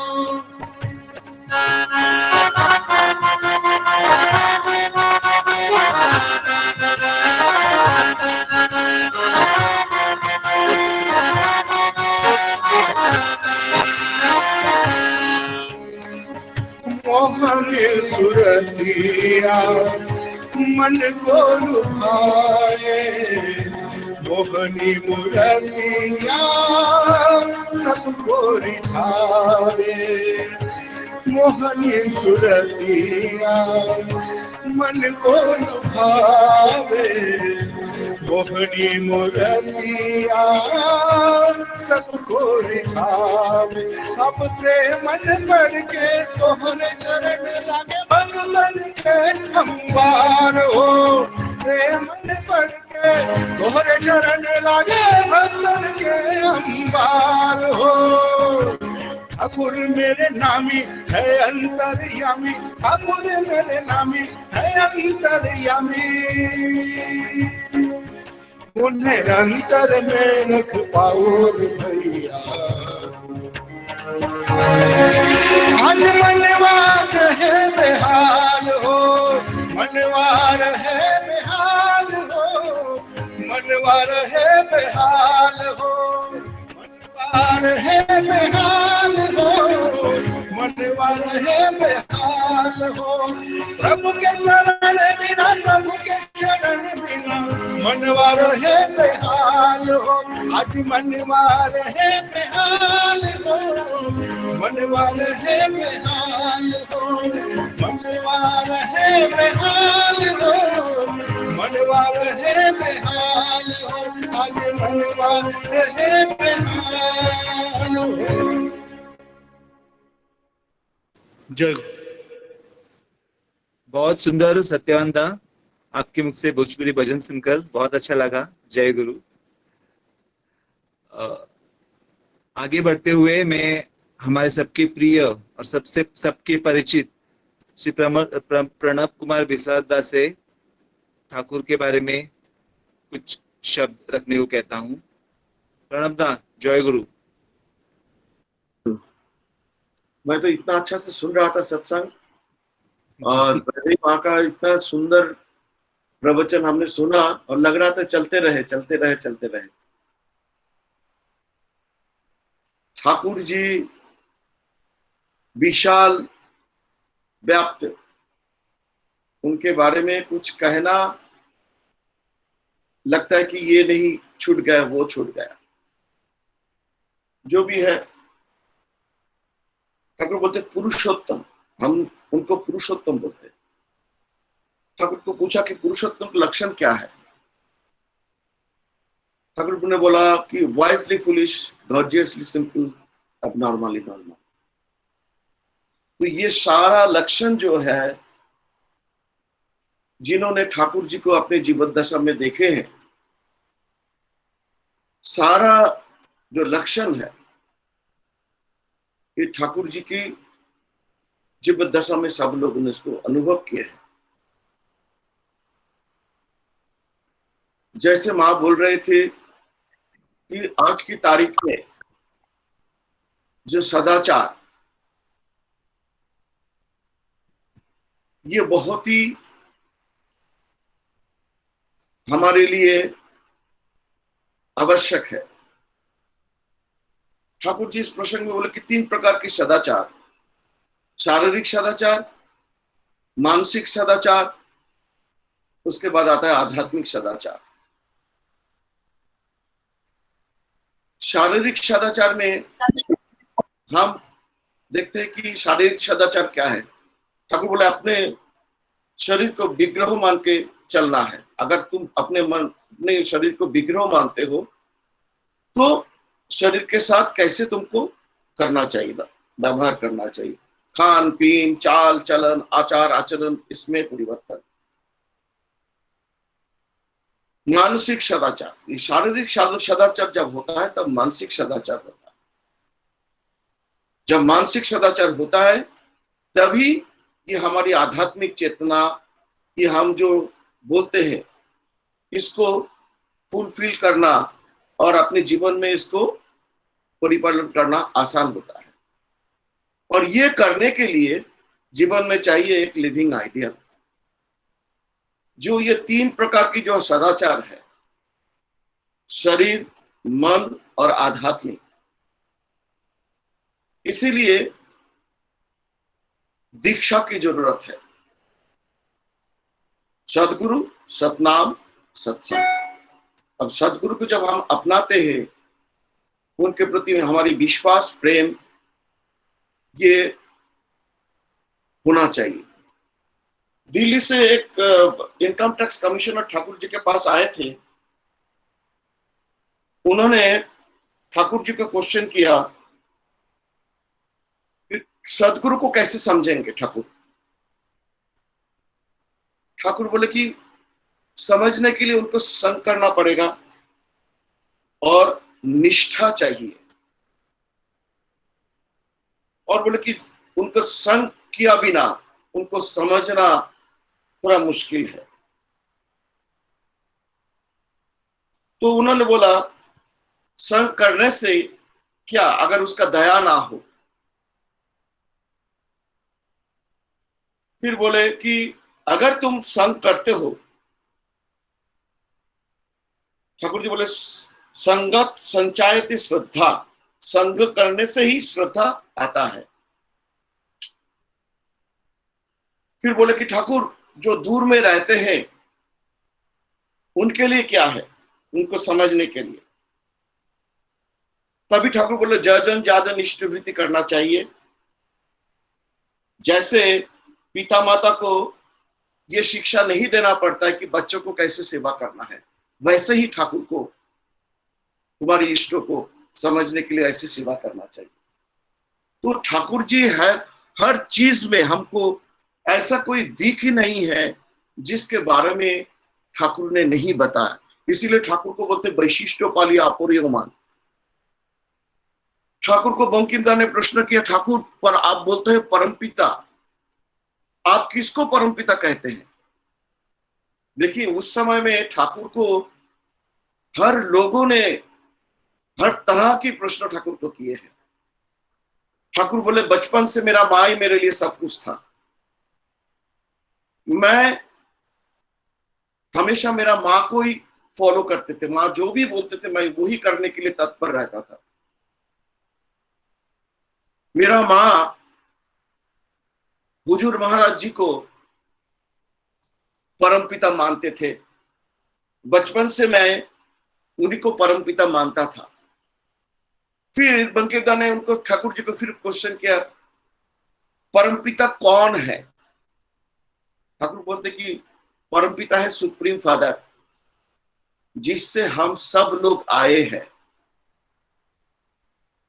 फिर ठाकुर बोले कि मैं कभी कभी ये फोटो के सामने बैठ के रोता था और सबके लिए मैं प्रार्थना करता था, उनके दुख कष्ट इसके लिए। और मुझे ऐसे प्रतीत होता था कि मैं इस फोटो के अंदर चारी ओर से घुस गया हूं। मैं हर तरीके से ये फोटो के अंदर ही हूं, ये ठाकुर जी खुद कह रहा है। और उसके बाद मैं बाहर निकाल के आते थे। तो ठाकुर जी ऐसे बहु रूप में कई बार अपने आप को लोगों के पास वैसे नहीं तो वैसे करके कि मैं ही वो हूं। इसलिए ठाकुर का अगर जीवदशा हम देखें, हम उसको देखें, फॉलो करें, तो उनकी जो विशाल व्याप्ति, ठाकुर जी का 29,000 मैसेज, ये आज तक कोई पुरुषोत्तम, कोई प्रॉफिट नहीं आए। और बोलते कि पुरुषोत्तम को 3 लक्षण होता है। बोलते क्या है?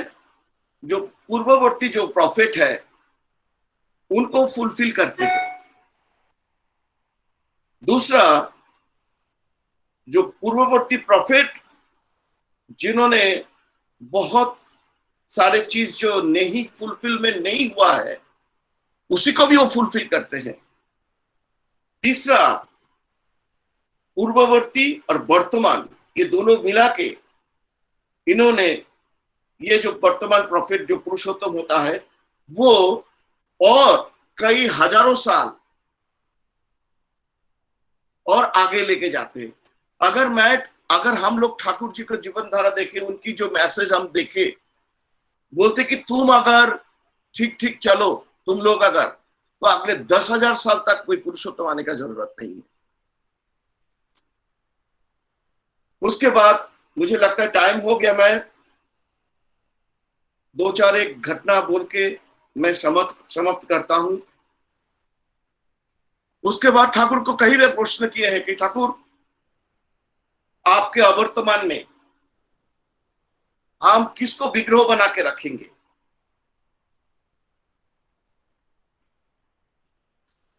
आपके अवर्तमान में हम किसको विग्रह बना के रखेंगे?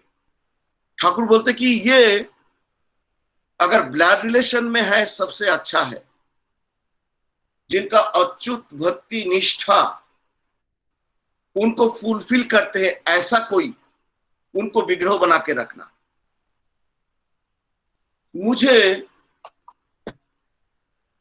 मेरा बहुत जन्म की पूर्व, मैं ये समझता हूं स्वीकृति है, मुझे आचार्य संग करने का मौका मिला है।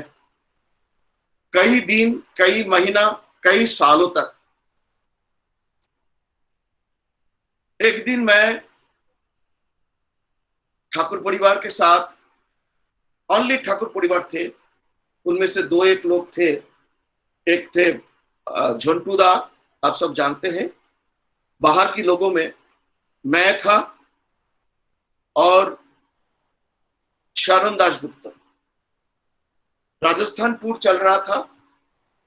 एक दिन सुबह मैं, और कोई नहीं था घर पे, मैं बैठा था। दादा कुछ पेपर पढ़ रहे थे। मेरे को देख के बोला, यहाँ पे चटाई बिछा। मैंने चटाई बिछाया।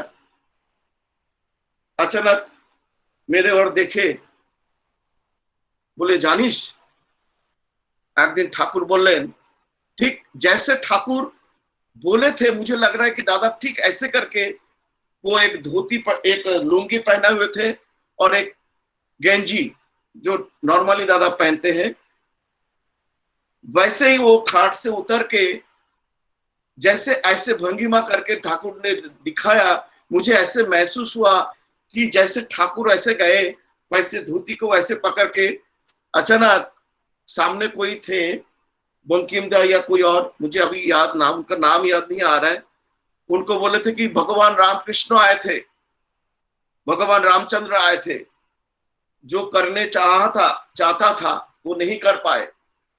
भगवान श्री कृष्ण आए थे, जो करने चाहता था वो नहीं कर पाए।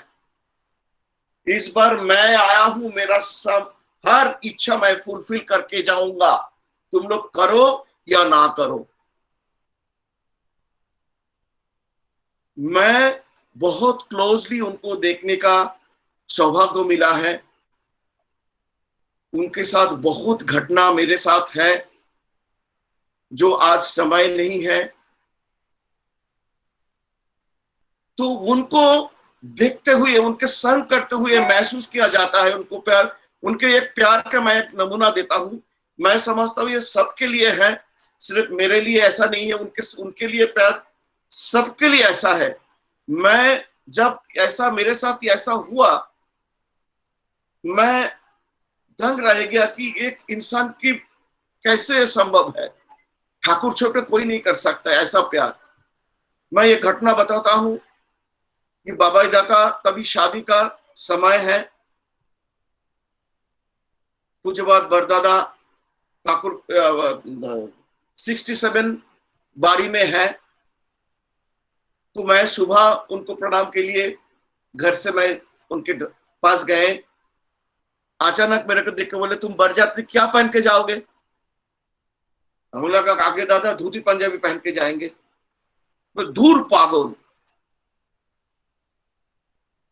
फिर संजीव दा को नीचे से बुलाया, बोले संजीव को डाक। संजीव दा ऊपर आए, बोले ए संजीव, ये प्रणब बरजात्री जाएंगे,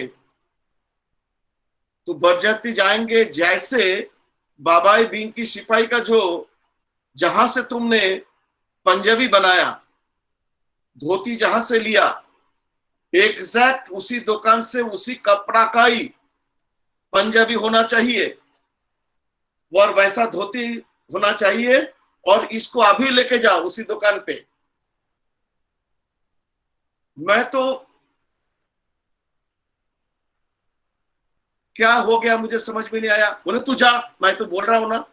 मैं नीचे गए, जाते फिर संजीव दा को बुलाया, संजीव सुनो, 2 जौहर कोट लेके आना, अच्छा देख के।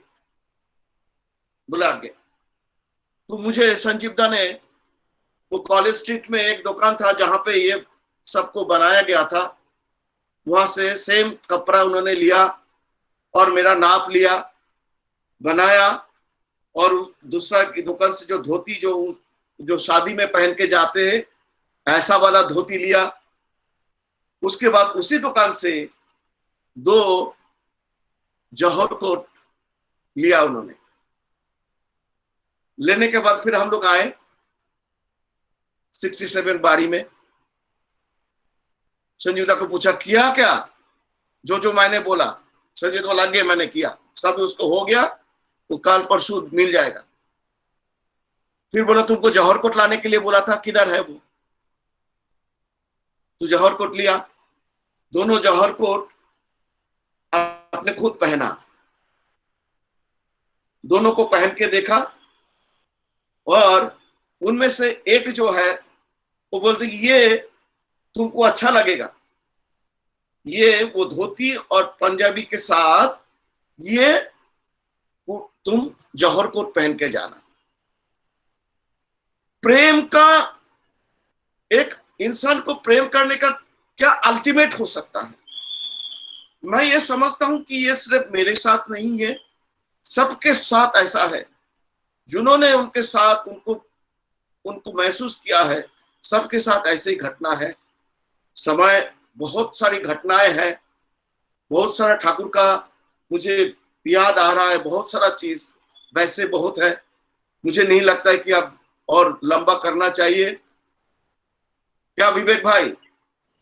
हाँ दादा। खत्म सॉरी, करूं? हाँ, खत्म जय कीजिए। गुरु।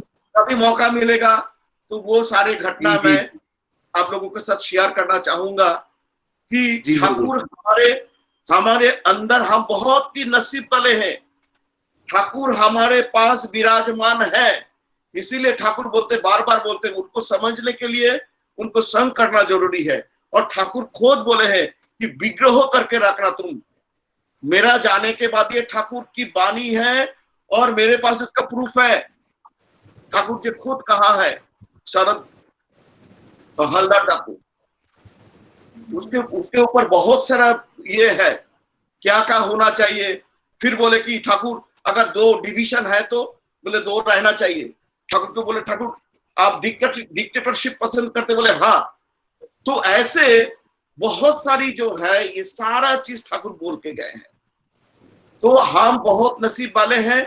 और मैं समझता हूं ये जो परिस्थिति है, हमें इष्टमुखी करने के लिए ठाकुर के साथ जुड़े। ठाकुर बोलते मैं जगन्नाथ हूं, मेरे को पकड़ के रखो, मेरे को ऐसे पकड़ के रखो। तो इसीलिए ठाकुर को हमें पकड़ना है। बोले ईश्वर तो के बासेन भालो तोड़ता तो की, तू यदि बासिस ना भालो छाये ढाला घी। मुझे प्यार करना है। ईश्वर ठाकुर हमें प्यार करता है, उसमें हमें कुछ नहीं। बरदादा हमें प्यार करता है, आपको प्यार करता है, सबको प्यार करता है। उससे कुछ आना जाना, जब तक मैं उनको प्यार नहीं करता हूँ, उनके आदेश निर्देश पालन करने का कोशिश ना करता हूँ। ठाकुर बोलते तुम 1 पा बढ़ाओ, मैं 100 पा और आगे बढ़ाने के लिए मैं तैयार हूं। इसीलिए हम लोग सभी, मैं खुद को बोलता हूं कि सभी हम लोगों को इष्टमुखी होकर चलना है। ठाकुर जैसा बोले हैं वैसा चलने का हम कोशिश करेंगे। और इस परिस्थिति में ठाकुर एक बात बोले, जितना ही तुम्हारी खराब दिन आए, जितना परिस्थिति है, जो सत्संग के साथ जुड़ा हुआ रहेगा, जो जन जाजन इष्टवृत्ति ठीक से करेगा। हमारी इष्टवृत्ति, हम बोलते हैं, ठाकुर बोले कि हमेशा जो सुबह उठ के जो रात को पहन के सोते हो उसको चेंज करके सबसे पहला ठाकुर का इष्टवृत्ति करना चाहिए। और उसकी भाव से कि ठाकुर ग्रहण करते हैं। ठाकुर को बोलते हैं कि ठाकुर आप जो ग्रहण देते हैं, आप जो प्रसाद चढ़ाते हैं, आप ग्रहण करते क्या? बोले तुम्हारी अगर निष्ठा है, तुम्हारी अगर वैसा, तुम्हारी अगर सोच है तो ग्रहण करता है। बोलते ठाकुर बोलते कि अगर ठाकुर आपके सामने कोई अगर आम रख दिया, ठाकुर आप इसको ग्रहण करते क्या? बोले शारीरिक रूप में नहीं, भाव देह में ग्रहण करना संभव है। ठाकुर जी सब बोल के गए, हमें से उनको फॉलो करना है। और यही प्रार्थना करना चाहिए, हे ठाकुर हमें कुछ नहीं चाहिए, जिंदगी भर तुमको सेवा कर पाऊं, तुमको साथ जुड़ा रहूं, हमारे दुख सुख कोई भी परिस्थिति हमें तुमसे अलग ना कर पाए। यही हमारी प्रार्थना होना चाहिए। मैं भी यही प्रार्थना करता हूँ कि कोई भी परिस्थिति, उनकी कृपा की तो कोई वर्णना कोई आदमी कोई इंसान कर ही नहीं सकता है। आदमी जो सोचता नहीं है उससे कई गुना ज्यादा। मैं सबसे प्रमाण, मैं इस परिस्थिति में मिला हूं, मुझे मिला है कि कैसे ठाकुर कैसे दया करता है। सबके साथ ऐसे ही हो रहा है। यही बोल के प्रत्येक के लिए मैं परम पिता के पास बांटने के लिए, सबके लिए मैं प्रार्थना करता हूँ, हम लोग सब इष्टमुखी होके चले। जय गुरु। जय गुरु, जय गुरु। प्रणब सभी से मैं क्षमा चाहूंगा, हम लोग समय से थोड़ा बहुत आगे चले गए। नहीं प्रणब आपको नहीं बोल रहा हूँ। नहीं ठीक है। अभी हम लोग आज के इस सत्संग की समाप्ति पर है। समाप्ति करने से पहले 15 सितंबर के बारे में प्रणब कुमार दास दा, हमारे अंबरनाथ की जो एसपीआर है, वो कुछ सूचना देना चाहेंगे। प्रणब दा। सबको जय गुरु। अभी ऑलरेडी लेट हो चुका है, मैं संक्षेप में बोलता हूँ। जैसे 13 तारीख को सुबह 11 बजे, शाम 8 बजे हम यूट्यूब में जुड़ेंगे और 14 तारीख को शाम को 8 बजे यूट्यूब जुड़ेंगे। 15 तारीख को हम 8 बजे यूट्यूब का थ्रू जुड़ेंगे।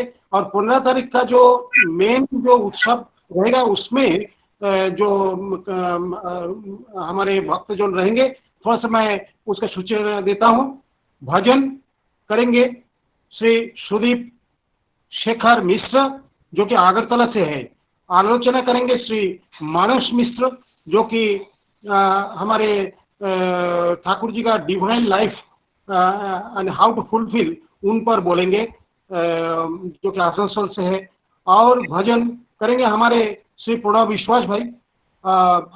उसके बाद हमारे मराठी में भजन करेंगे तुलजापुर का जो महाराष्ट्र के SPR प्रसन्न कंडो, और आलोचना करेंगे वही हमारे श्रद्धेय श्री रुचि नंदन चक्रवर्ती जो कि देवघर से है। और उसके बाद कीर्तन करेंगे अमितादित्य सन्याल कलकत्ता से। हम ज्यादा से ज्यादा लोगों को सूचित करेंगे कि हम जोड़ पाए उस सत्संग में, उस उत्सव का अवसर पर। जय गुरु। जय गुरु। वंदे पुरुषोत्तमं, वंदे पुरुषोत्तमं, वंदे पुरुषोत्तमं, वंदे पुरुषोत्तमं, वंदे पुरुषोत्तमं, वंदे परम प्रेम में श्री ठाकुर अनुकूल चंद्र जी की जय। परम प्रेम में श्री ठाकुर अनुकूल चंद्र जी की जय। परम प्रेम में श्री ठाकुर अनुकूल चंद्र जी की जय। हमारा वर्मा जय। हमारा जगत जननी बॉर्डा की जय। परम पूज्य श्री बॉर्डा की जय। परम पूज्य श्री बॉर्डा की जय। परम पूज्य श्री बॉर्डा की जय। परम पूज्य आचार्य देव श्री दादा की जय। परम पूज्य आचार्य देव श्री दादा की जय। परम पूज्य आचार्य देव श्री दादा की जय। सत्संग की जय। सतनाम की जय। वंदे पुरुषोत्तमं, वंदे पुरुषोत्तमं, पितृम वर्गम वंदे देवतम, वंदे हम कृष्ण देवतम, वंदे पुरुषोत्तमं, वंदे पुरुषोत्तमं, परम प्रेमेशु परम दया श्री ठाकुर अनुकूल चंद्र जी की जय। जय गुरु। जय गुरु। जय गुरु।